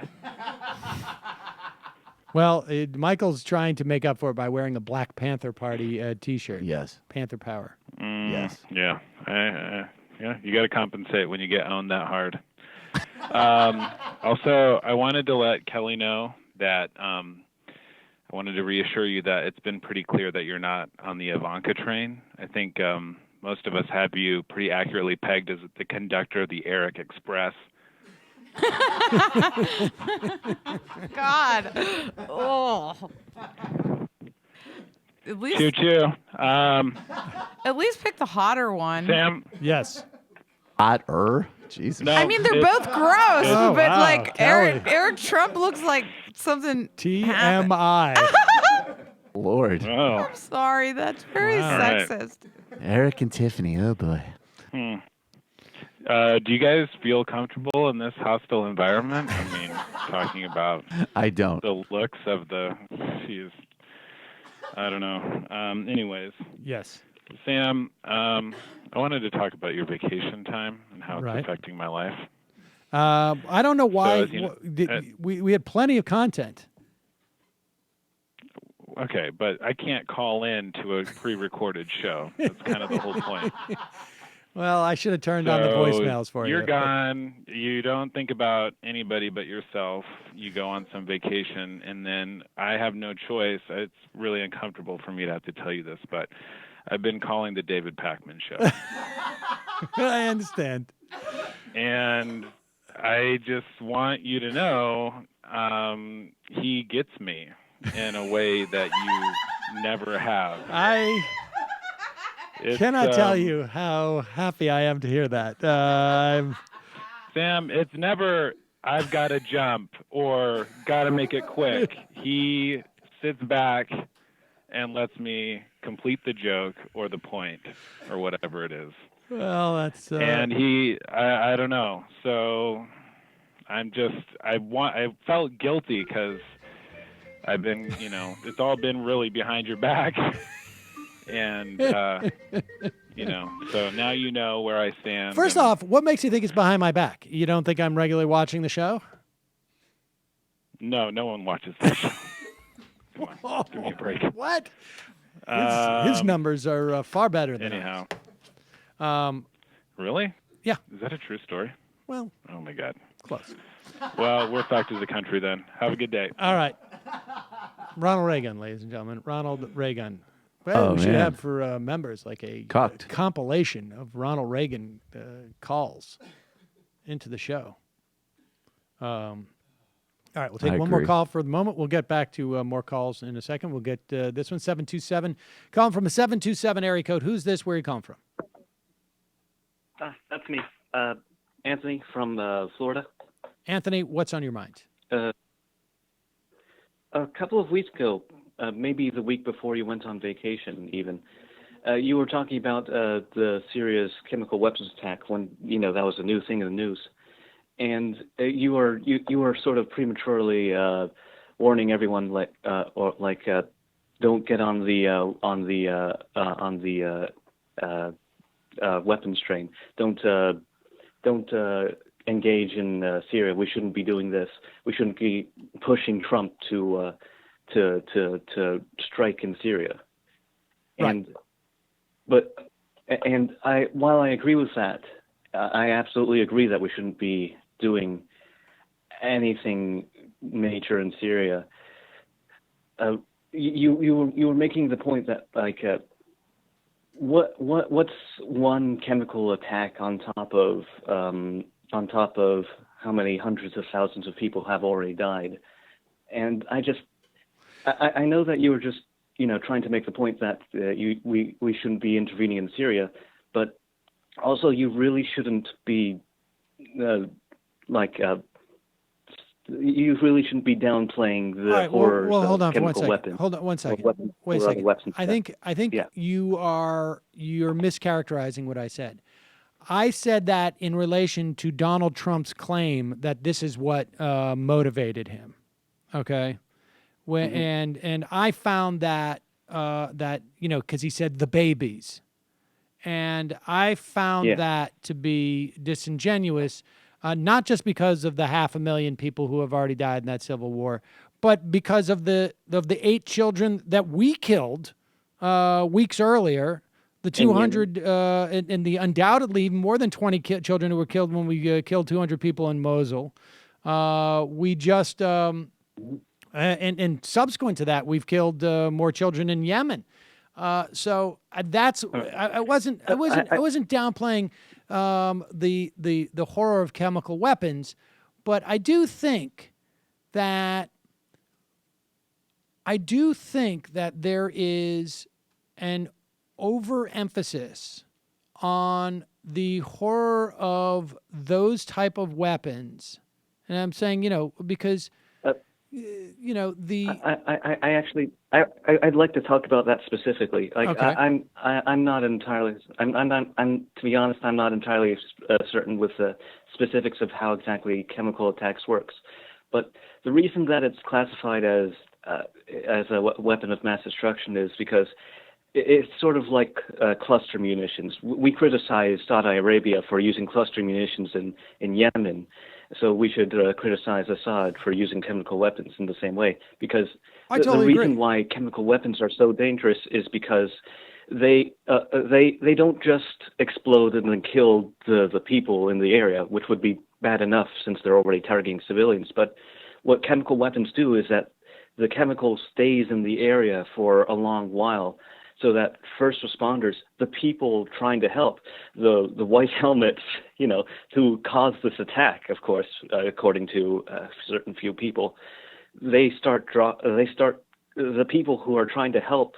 the people who are already injured and in the dead get killed as well. Yes, And, we just literally in the past week. Again, this isn't to say that we should engage in Syria. I'm just saying But wait a second. Let me finish. We should never downplay the horrors. I agree. We okay. should not downplay it, and I'm not downplaying it. But I will tell you this: that it is my understanding that in March we attacked a mosque near Aleppo, and we attacked it. Actually, go ahead. Actually, I just wanted to mention that I've actually been paying attention to last year. Actually, I was paying attention to military hearings by the House. I can't even remember what the committee is called, but basically the Weapons Committee, and it's just been really fascinating because even last year, when Obama was still in charge, the generals were constantly badgering the House Armed Services Committee. That's the one. Can we drop more bombs? Can we right. do we have to go through so many checks and balances? And so what's happening right now is America is attacking more and more civilian targets because there's a single ISIS fighter, there's a single sniper. Well, it's on top not of just a this. rooftop. I mean, I've said this. Like it is now stated policy to relax the restrictions on protecting civilians that's in exactly what I'm talking Somalia about. and in Yemen, and just in March, like I say, we attacked a mosque, and then attacked it again as first responders They came did a in. double tap. They're called double taps. And so now, so my point is this: is that the response to this chemical attack is not commensurate with what we are actually doing ourselves. Absolutely. And so that was my point. It was not to diminish the horror of chemical attacks, but I also think that like we've got to be careful when we focus too much on that, and that is like that's where all the energy was. Like these chemical attacks are horrible. All right, without getting into the the question of whether layered or on top of that, and layered on top of that, there's people like Brian Williams who are saying, "Oh, these missiles, this military, this display of military power is beautiful. I love it." Yes. Well, I appreciate the call. I got to jump. It was very odd to Have a watch good one. Brian Williams because on one hand he's praising, frankly, a pretty fucking awesome missiles, but at the same time he's quoting Cohen like a gay lord. It's bizarre. All right, I got to just talk about this because this is pretty. Like I say, this is. It has been very difficult for me, and also for my friend Larry. I know to deal with the idea that the Patriots, guys like Tom Brady, Bill Belichick. I mean, Robert Kraft. Whatever. All of the football owners are largely D-bags. With all due respect, Kelly. And so to hear that you had 6, 7, I guess it was 8, was it 6 or 7 Patriots who decided not going to the White House? Tom Brady, Chris Long, Blount, Alan Branch, Hightower, Martellus Bennett, my new favorite Patriot, and Devin McCourty. I follow Martellus on Twitter. Like, I don't usually do that with sports guys. And here is Dave Zirin to put this in context, because this really is a big deal to have these players skipping the White House event. Now, I know Tom Brady did not attribute it to Donald Trump, but message received. Without precedent, and it's very much connected to the Kaepernick protest this past year in the NFL, Colin Kaepernick taking a knee during the national anthem, and the impact of the Black Lives Matter movement on the National Football League. I mean, just an hour ago, one of the players who is not at the White House today, Martellus Bennett, who was their tight end, he was doing a Facebook Live event with Chelsea Handler explaining why he disagrees with this administration. So this is really without precedent. I mean, Chris is right that players did take it off when Obama was in the White House, but the only player in Obama's 8 years who did it explicitly and politically was a goalie for the Boston Bruins named Tim Thomas. To have 6 players explicitly say for political reasons, this is new territory. Keep in mind, Brooke, that that presidents have had athletes at the White House for these kinds of media events since the Johnson administration. Not Lyndon Johnson, Andrew Johnson. This goes back to the mid-19th century, and we've never seen anything like this. Yeah, it's impressive. And, you know, for a long time you'd hear like, we need football players, we need sports players to be role models. Good. This is awesome. And you know, there's an interesting dynamic here. Tom Brady didn't show up. Well, his wife, Giselle Bundchen. Is that her name? Giselle Bund. Okay, look, Bundchen. I know she's a supermodel. It's great. She's like, oh my God. So she Bundchen. tweeted. It's Gazelle. Gazelle. She tweeted Gazelle. yesterday as they were at the White House. She tweeted on April 29th in Washington, D.C., March for Climate, Jobs, and Justice. To change everything, we need everyone. Now, that tweet was then deleted shortly after that. So I suspect there was some negotiations going on in the Bundchen Brady home that involved not showing up to Donald Trump's party, but also maybe not tweeting that you're going to protest him while the team is there. So those are called like warning shots. Wait maybe? a second. We're not gonna like have like date night anymore and whatnot. Hold on. let's also play. I want to play this clip of Branch. Do you have that? I just sent it to you on your IM. Well, then, real quick, I just want to say that I think Tom Brady and whatever her name is, they're just Gazelle. Whatever. I think they're just stupid. I think that's the problem. You know, they're not evil. I know you're really mad at Tom Brady or whatever. Now you're less mad at him, but I think they're both just not smart.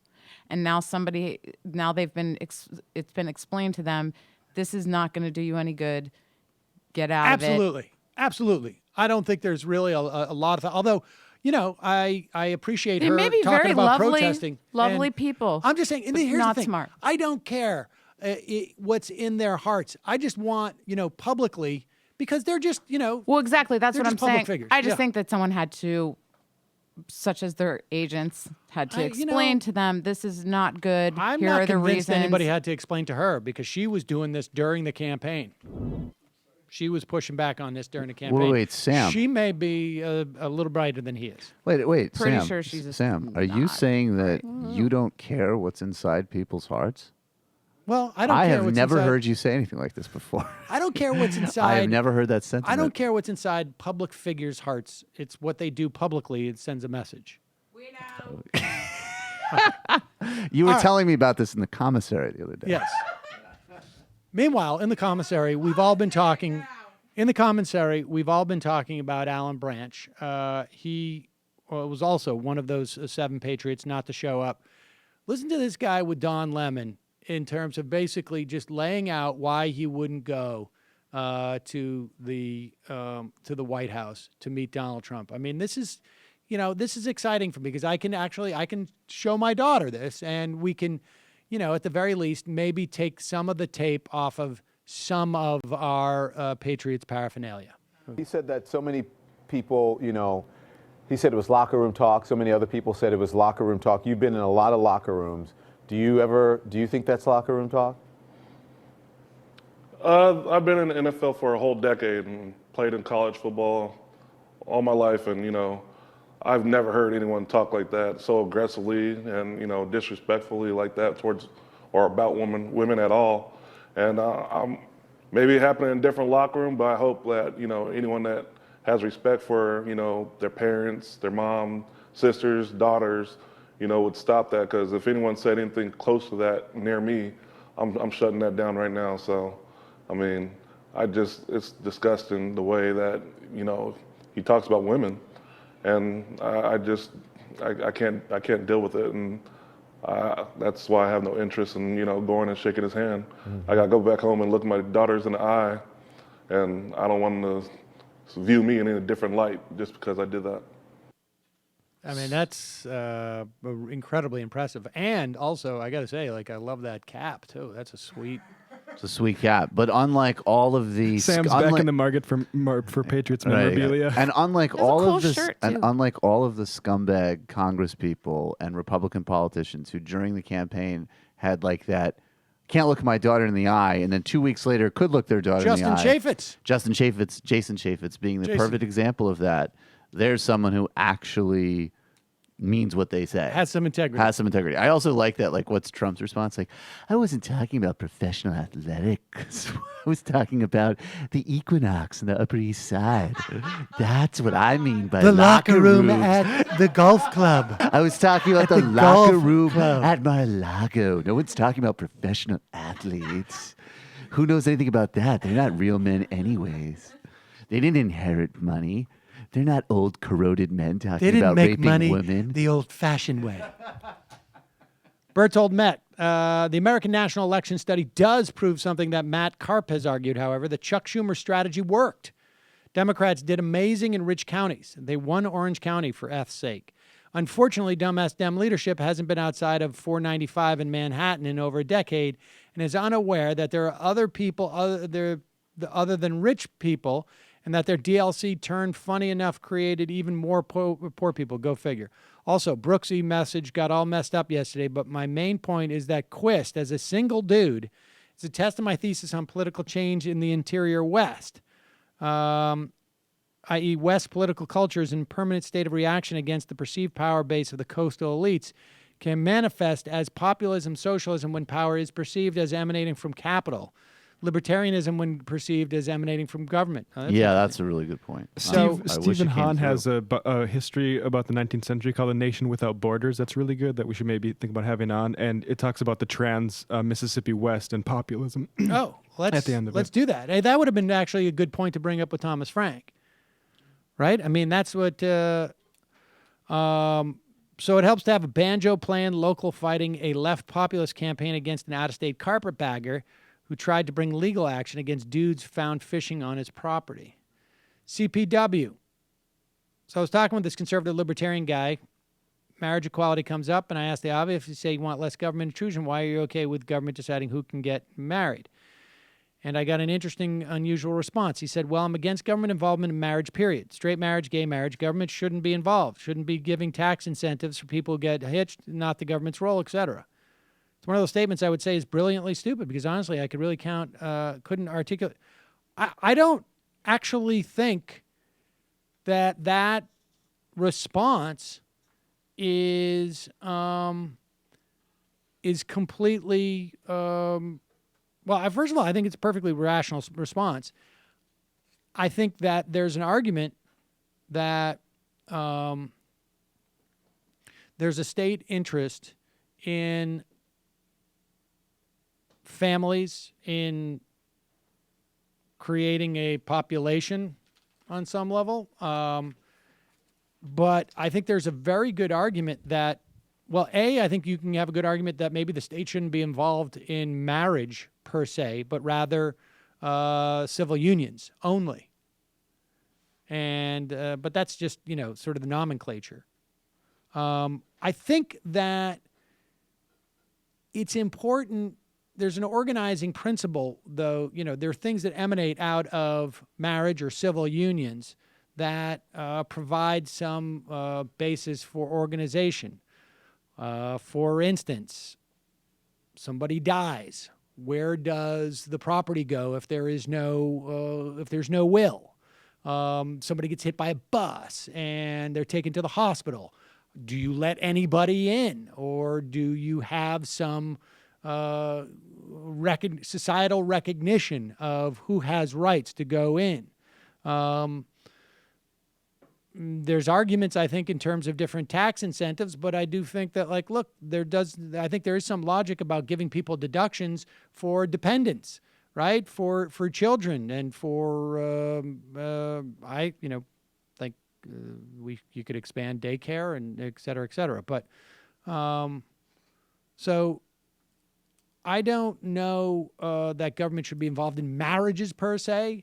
I think there is definitely a need for government to be involved in civil unions, just so that there is some codification of what rights people have in these situations. Also in things like divorce. What?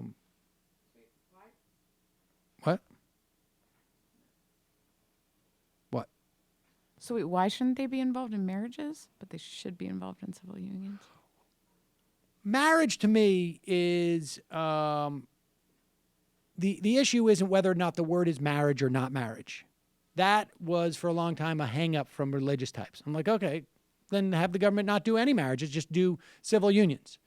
And if you want the rights that society accords to what we do to married people now, right? Survivor benefits. There's a list of 11,000 or 1,100 different rights that are afforded to married people. I was going to say 11,000. Jeez, I'm going to get married really fast. As opposed to just a couple, then just call it civil unions. I mean, I had, that, and just have everybody only get a civil union from a license. Okay. And then you get married from, your buddy or your church or whoever. Louise Race. Guys, I'm sick and tired of the anti-Semitic jokes. Anyways, what's the difference between a Jew and a You didn't see that coming? I did. Why aren't you? Wait, Bull products. I want to hear the Kindler joke. Gervais beef is rivaling Cedar Marin. You should do a tag team roast battle.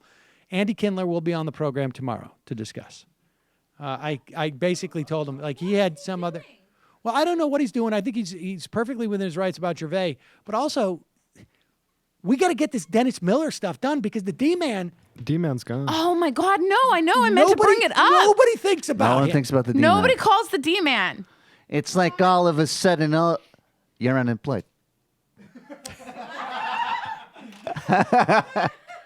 No tag on that one. My wife filed for a divorce. I'm in a total Apparently. Alice doesn't live here anymore situation. Ba, ba, boom. Guess who's coming to dinner? Me. I'm at home all the time now. Oh, here we go. Breaking news. Wood Rabbit. I'm a worker bee at HarperCollins. Tucker Carlson was here meeting with execs today, a way for the Murdochs to fling money at their new show pony. They tried that with Megyn Kelly's book, but didn't work. I hope the book is titled Failing Upwards, a right-wing media success guide for coastal elite processed food heirs. Nice. Joer. I totally agree with Ronald Reagan. I was at the live show. It was a lot of fun, but the truth be told, I was there to see the four of you. Next time, more Michael. Okay. Epish. The Shattered Book had a strange postmortem section, quote, below. Feingold lost by 10 here in Wisconsin, mainly because Hillary for America was trying to get out the wealthy Republican vote. Remember Cliff saying that HRC could get a plurality of GOP women? If they think that get out the vote is about persuasion, they don't know what they're talking about at all. The number crunchers on the campaign paid careful attention to turning out her supporters and chose not to throw money at trying to change minds with traditional door-knocking efforts. Persuasion, they had concluded, just wasn't feasible with face-to-face lobbying. Imagine you're on the ground and you're sent to suburban white voters to persuade them to support Hillary Clinton, one top aide said derisively. Imagine what that experience would have looked like and how many households you could really change. Here was the problem. Here's the problem. It's not just that they didn't think persuasion could work, because maybe it can't.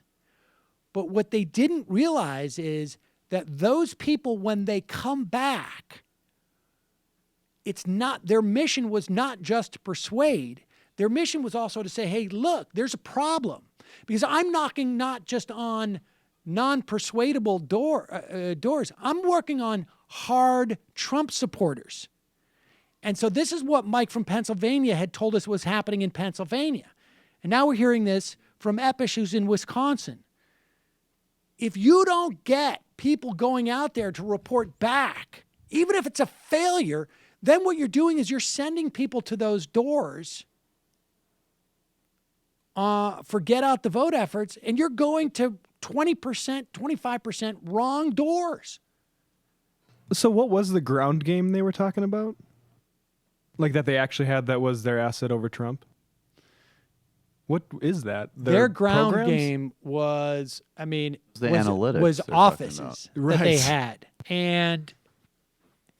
And maybe it was also in locations like, maybe it was just not distributed in the same place. I think they were also conflating that with their analytics.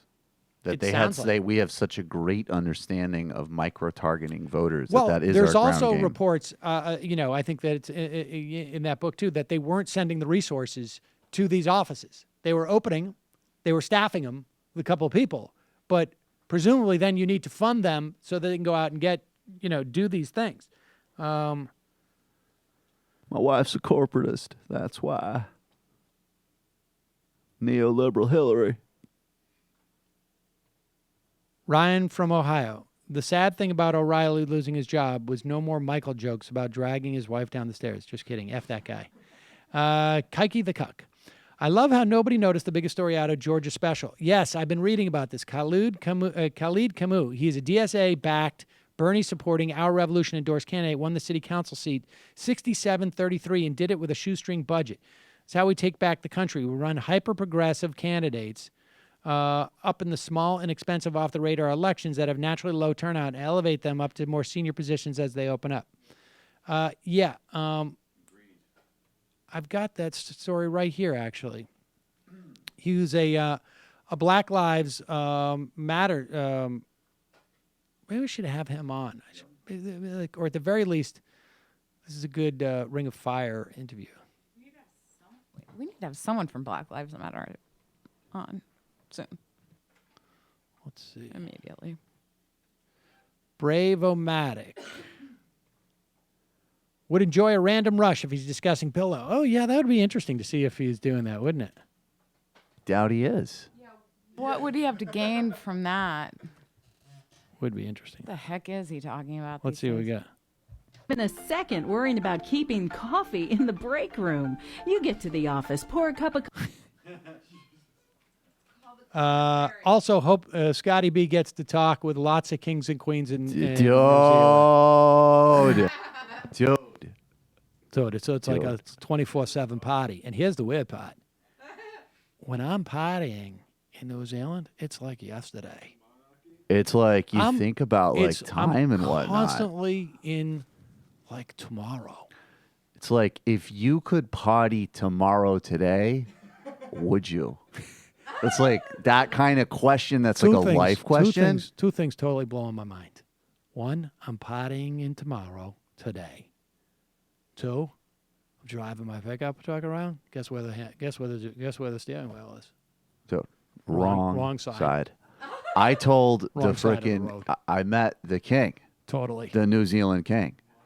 Rad guy. And I said to him, the slogan for your country, people get New Zealand's rad, but it's overshadowed by Australia and whatnot. The slogan for your country, New Zealand, will you party tomorrow, today? Boom. I did more for New Zealand's economy than I ever did on any corporate board that I sat on. The problem is though, is because in Australia it's the same thing. It's almost the same time. Here's the one that's better than Australia. You feel overshadowed by Australia? More down under than Australia. New Zealand, further down under. Right? Hey, look, you think that's a knife? Look at this frickin' knife. This is a knife. But in all seriousness, I just got to say a couple of things to people in the States. Bill O'Reilly did nothing wrong. He's a wicked awesome guy. I feel bad for him. I remember one time he and I were both talking to Andrea Tantaros, and boy, she was a bitch. And number two, thank you, Mr. Trump. It's super awesome that you gave me the truth is, he could have if he sends you to Guatemala or something, what is he telling you? He freaking hates you. One bummer. No Senate here. No Senate, but no girls look like Exactly. Warren Dude. or Shaheen, whatever. All right, let's go to the phones. You're calling from a 515 area code. Who's this? Where you calling from?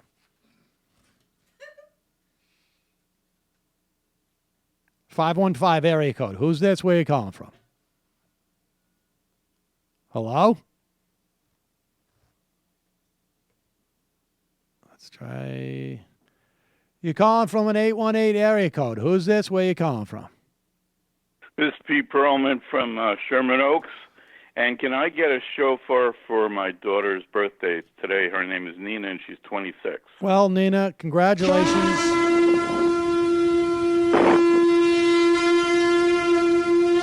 Does she get to stay on your insurance to the end of the year, or is she now booted off? Is that, you don't get booted off until you're 27. No, she wasn't. My wife's carrying her on her insurance. Okay. I don't know if it's through or it ends at. I think it's through the 26th year. I don't know. All right. Well, so what else But you got going? Yeah. There's one thing, I just want to say there's one thing I always told my kids, and that's anyone who tries to perform open heart surgery on themselves is a fool for a patient. I've always told my kids that. And you're a doctor. No, I was talking about people who do that. All right. Well, I think that's true. I don't do It actually happened on a show. They performed open heart surgery on It themselves. wasn't heart surgery, but it was surgery. Yeah. Well, I mean, I think there's a difference between sewing something up and. No, it was the neck. You didn't watch the end of that? Oh no! You just ruined it for me. I didn't ruin it for you. Spoiler You alert! No, I'm joking. All right. Well, that's a good point. Oh, can I say? Yeah. Go ahead. One more thing. Yeah. Okay. I've been trying to IMU this for a while, and it never got through. But I've noticed that Matt's voice sounds like actor Hamish Linkletter. Anyone ever, or do you even know who that is? The name sounds He's a familiar. comic.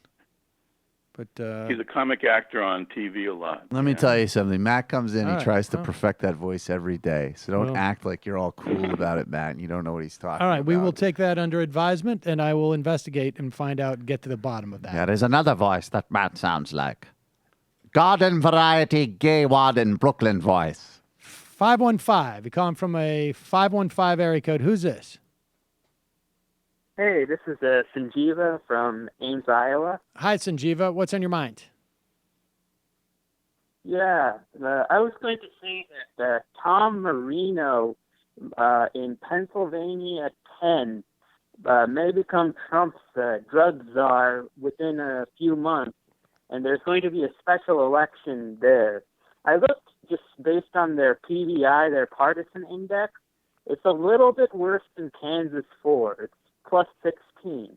But I think it could be an opportunity for a Bernie-style candidate to kind of, at least get like 20%, 30% of the vote and start building some infrastructure in these rural counties, because I don't see how we can at least take some of these state legislature seats and some of these right. House seats without some kind of rural infrastructure. I mean, Tom Perez talks a good game, and but that's the thing. And Sanjeeva, let me put a finer point on that, and that is, even in losing, you are creating an infrastructure. You're building relationships. You're getting people to know, like, oh, this guy's good at this. That person, she's very competent at this.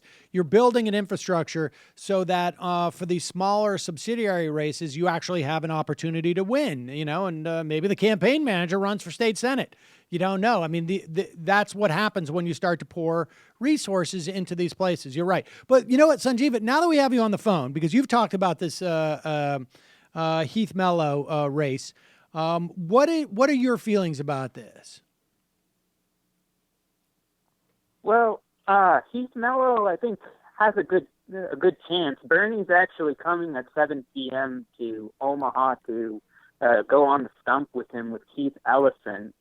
I heard there's some female abortion rights people have gotten female went abortion rights people, or just generally abortion rights people. I mean, I think we may be touching on something that's a little bit problematic. Maybe I'm a little bit too coarse on pro-choice things, but these pro-choice people saw deep in his legislative record that he co-sponsored a fetal heart bill when he was like an early senator. I mean, he is pro-life, but I don't think he legislates the way he believes it. I looked at that legislation. It was a really complicated bill, and it had like an infrastructure component attached to it. So I don't know if he meant to do that, but I'm fine with voting for him because he's going to be better than the mayor that's currently there, who's definitely pro-life.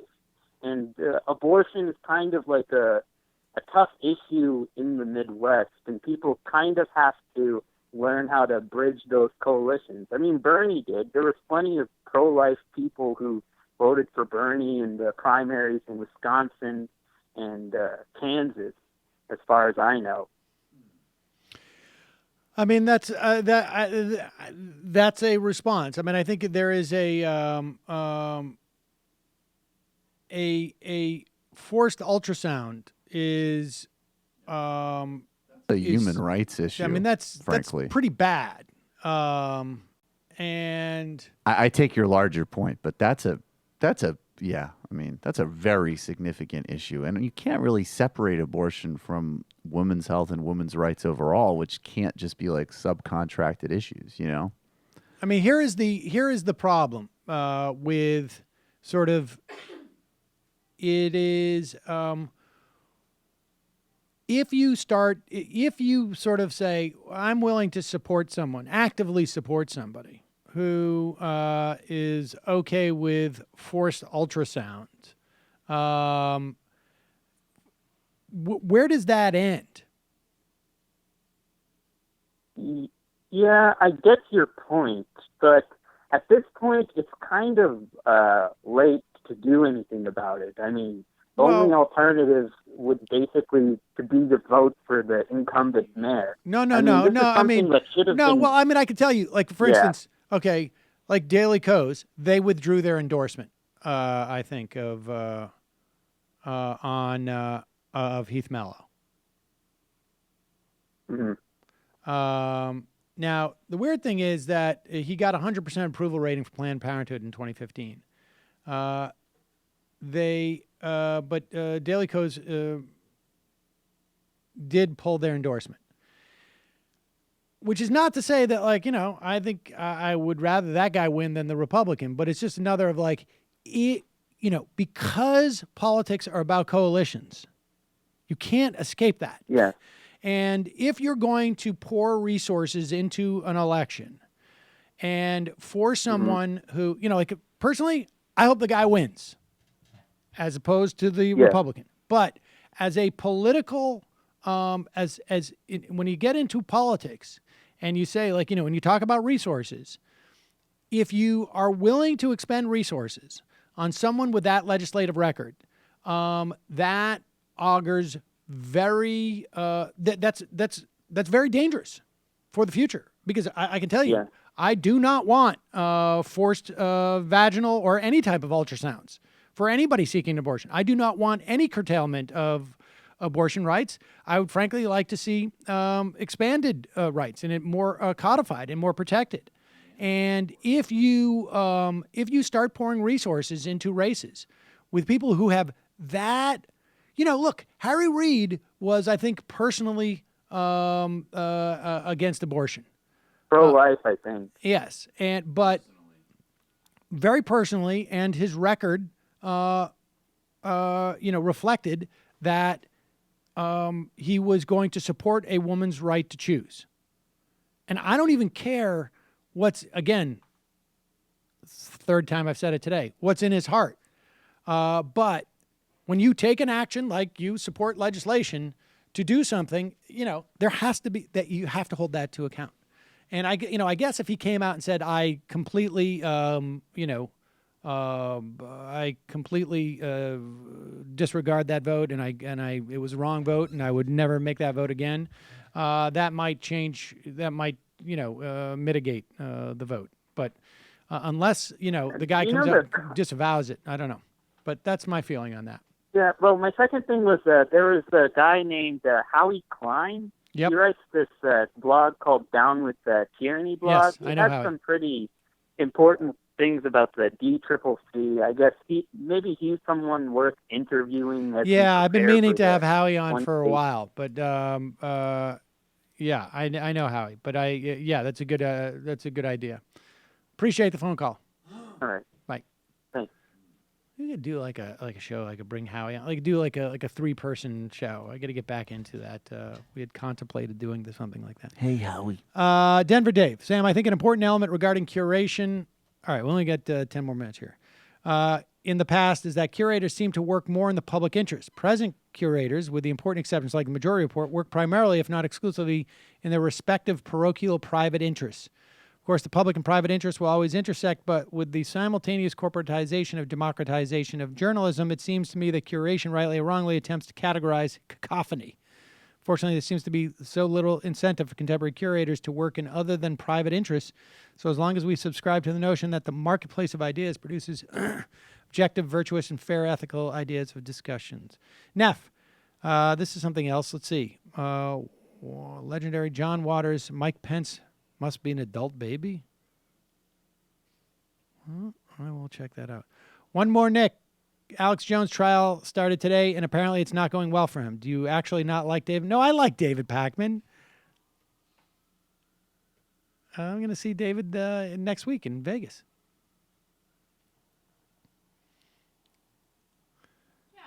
Chris LePacco. We laugh and make fun of everything. Doesn't mean don't like David Pakman.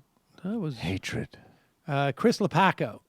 Were we trying to have some type of fight with him at one point, though? Well, there was I think that yes, there was an impression of Lewis, I believe. Okay, that we were trying to get going, like some war. Come on, let's go to war. Yeah. Hi, Sam. I've been thinking a lot about the YouTube monetization people are having. Part of the problem for me is that I can't ask people to watch the commercials that play before my videos or click on the ads next to the videos. I always click on your ads and watch the commercials all the way through. If I tell people to click on my ads, then I get in trouble. So I think everyone should click on all the ads and watch the commercials on your channel. I think you'll probably be okay saying that because you're just reading A Stranger's I Am. I think people should click on your ad. No, the problem is Kelly wants to tell you what the problem is. The problem is that after a series of bad press incidents, YouTube had to pull back to satisfy some or a bunch of big advertisers that pulled out to make sure that the ads that were running for advertisers like Coca-Cola were running against content that was quote unquote safe.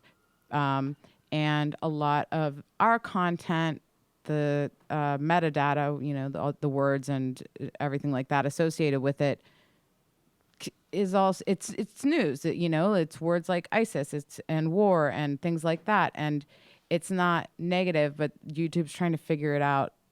We need to figure out what the hell's going on. They're trying to figure out how to do it with an algorithm, and whatever. So that's why every time you guys are going on to YouTube, you see a concealed carry ad. That's pretty much it. We're not getting. And because we want you to have literally guns. just no ads running on channels like ours, for the most part at the moment. Yeah, so it's not a question of clicking or anything like that now. It is a question of just the advertisements that were available to us Are before not there. Are not there.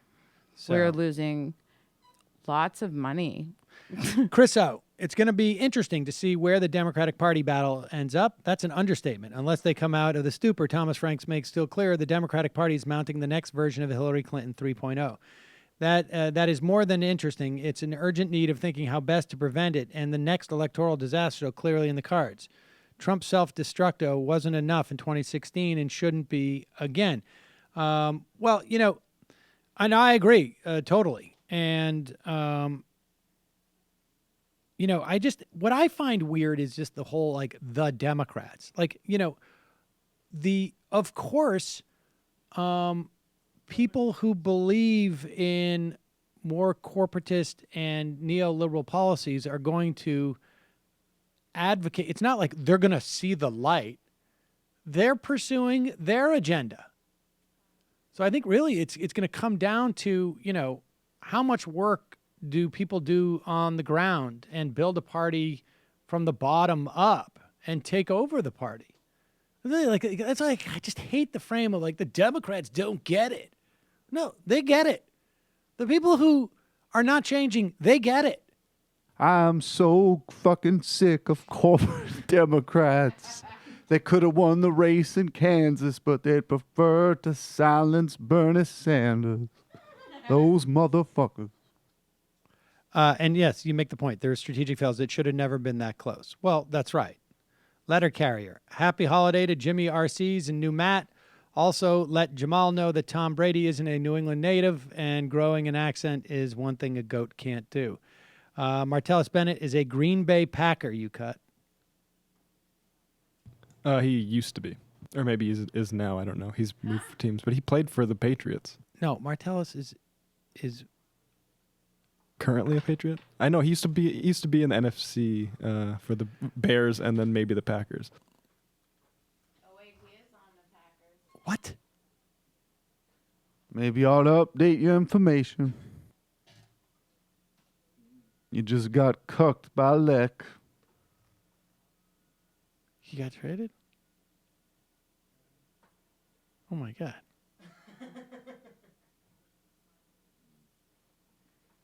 I wouldn't dwell on it too much. But he won the Super Bowl with them, so who cares? Whatever. Oh, I just didn't realize. Oh no! Oh, because he was your favorite, and now you're cocked. I cried for a long time when MJ went to And I remember, I have a friend who just accepted an offer at Fox News. She said her welcome kit from HR included a doll to use to point to the areas she gets touched inappropriately. Melancholy. It's not just NPRites who think Bernie is a joke. My centrist Democrat sister-in-law chortled when she saw that I had a Bernie mug. She had a text picture to her friend, and Frank is right about the vitriol. I was looking at Malicha's tweet on the Ossoff election, and the tweet after tweet were saying how stupid and horrible Sanders is. I mean, look, I think the thing about Malichas is that he is I think a left-leaning Democrat. He believes his whole political project is to get Democrats elected is the primary agenda against Republicans. And there is an argument that when Sanders throws cold water on an John Ossoff, that it is inhibiting that. I am not. I don't subscribe to that in the way that Marcos does. But they raised more money for the Kansas race. They're raising money for Quist. They're raising money for Ossoff, and this is the way that he has built that political power, and that and so But yeah, there's. It's not like to be fair, it's not like Bernie's doing anything to sort of bridge that divide. I happen to appreciate that he's not. I think it's important to maintain the ideological differences. And one of the things, and I meant to talk to Frank about this too, but Corey Robin had an interesting tweet the other day that Bernie Sanders, even though he's not necessarily as socialist as I think socialists would want, is the first politician in years, decades, to be talking about the economy as a political choice rather than a natural state of being. And that's hugely important. TV Vord, with all the whistleblowers at Fox News, why am I surprised none of them are male? We focus too much on why the women are hired, but what is it the hiring standard for men? Chauvinism or cowardice? Well, like I say, I find it very hard to believe that they weren't aware of what was going on. Thomas Frank is wrong that conservatives don't curate their media sources. Only the vocabulary is different. They instead choose a religious athletic term, arbiter, over one connoting the arts and humanities. Kind of an arbiter. Philo Smiley, tonight on The Aspect, community organizing is cool, but this group is making ice cold with a voter registration drive out of iced tea stand. Militant apathy, I have a feeling there's going to be much more nationalists come out on O'Reilly. They may have done this now. What's coming must be too much even for Fox. So since Brady let his wife keep him from going to White House, what kind of cuck would that make him? My kind of cuck. All right, let's take one. Isn't that like all cuck? Take one more phone call. Calling from a 240 area code. Who's this? 240. Going once. Going twice. Bye-bye. All right. Last phone call of the day. Calling from a... Come on. 207 area code. Yeah. What is up? Sammy. Jimmy Reefer Cake. Got to be quick, buddy. Last call of the day. Got to get out of here by 2:30. Rapid fire, man. Do I sound okay? Can you hear me? Yes. Well? Yes. Oh, awesome. Okay, first of all, sorry, Brooksy, that I owned you so hard yesterday, man. Apologies. Got to be quick. You proved Tulsi is a neocon. Other thing is that I want to say Tom Brady, he lasts forever, right? You know why? He's on the CDBs, baby. Marijuana. It's a secret. Okay. It's a secret. Finally, I just want to say, God bless it. We're going to end prohibition. But it's not just that. We want to end discrimination, that guy on the back pain the other day, the caller, they're forcing him pills, right? Heroin in pill form. And he's forced to take a drug test. Yeah, that's crazy. Yeah, man. And so it gets me so fired up because, but I want to say to this guy, like CDB oils, the THC doesn't show up. That's what they're testing for. So if you can get a hold of some CDB oil or something that doesn't have THC, but the bottom line is it's got to be legal. It's a human right, and happy 420. I fucking love you guys, man. All right, Sorry appreciate about my the call phone yesterday. Thanks, Peace. man. Bye. All right. Yeah. All right, there we go. We had to hear from Jimmy Reefcake on 420, ladies and gentlemen. That would have been... If Matt gets would have been insane. stressed out during No the more calls. call, It's not okay. Matt got stressed out yesterday? No, right now. He was just like, Oh. All right. Final IMs of the day. Everybody's going to get 2 picks. Matt, go. Give me a letter. J. J. Tingle. My heart goes out to Kelly today. I can't imagine how difficult it was for her to confront her tormentor in the very office where she was subjected to harassment. I hope Matt will soon find the courage to do the same. I know that she was talking about workplaces generally, but come on, we can read behind the lines. That summer look excuse is classic rationalization. As my father once said, this above all, to thine own self be true. All right, Kelly. C. Circus.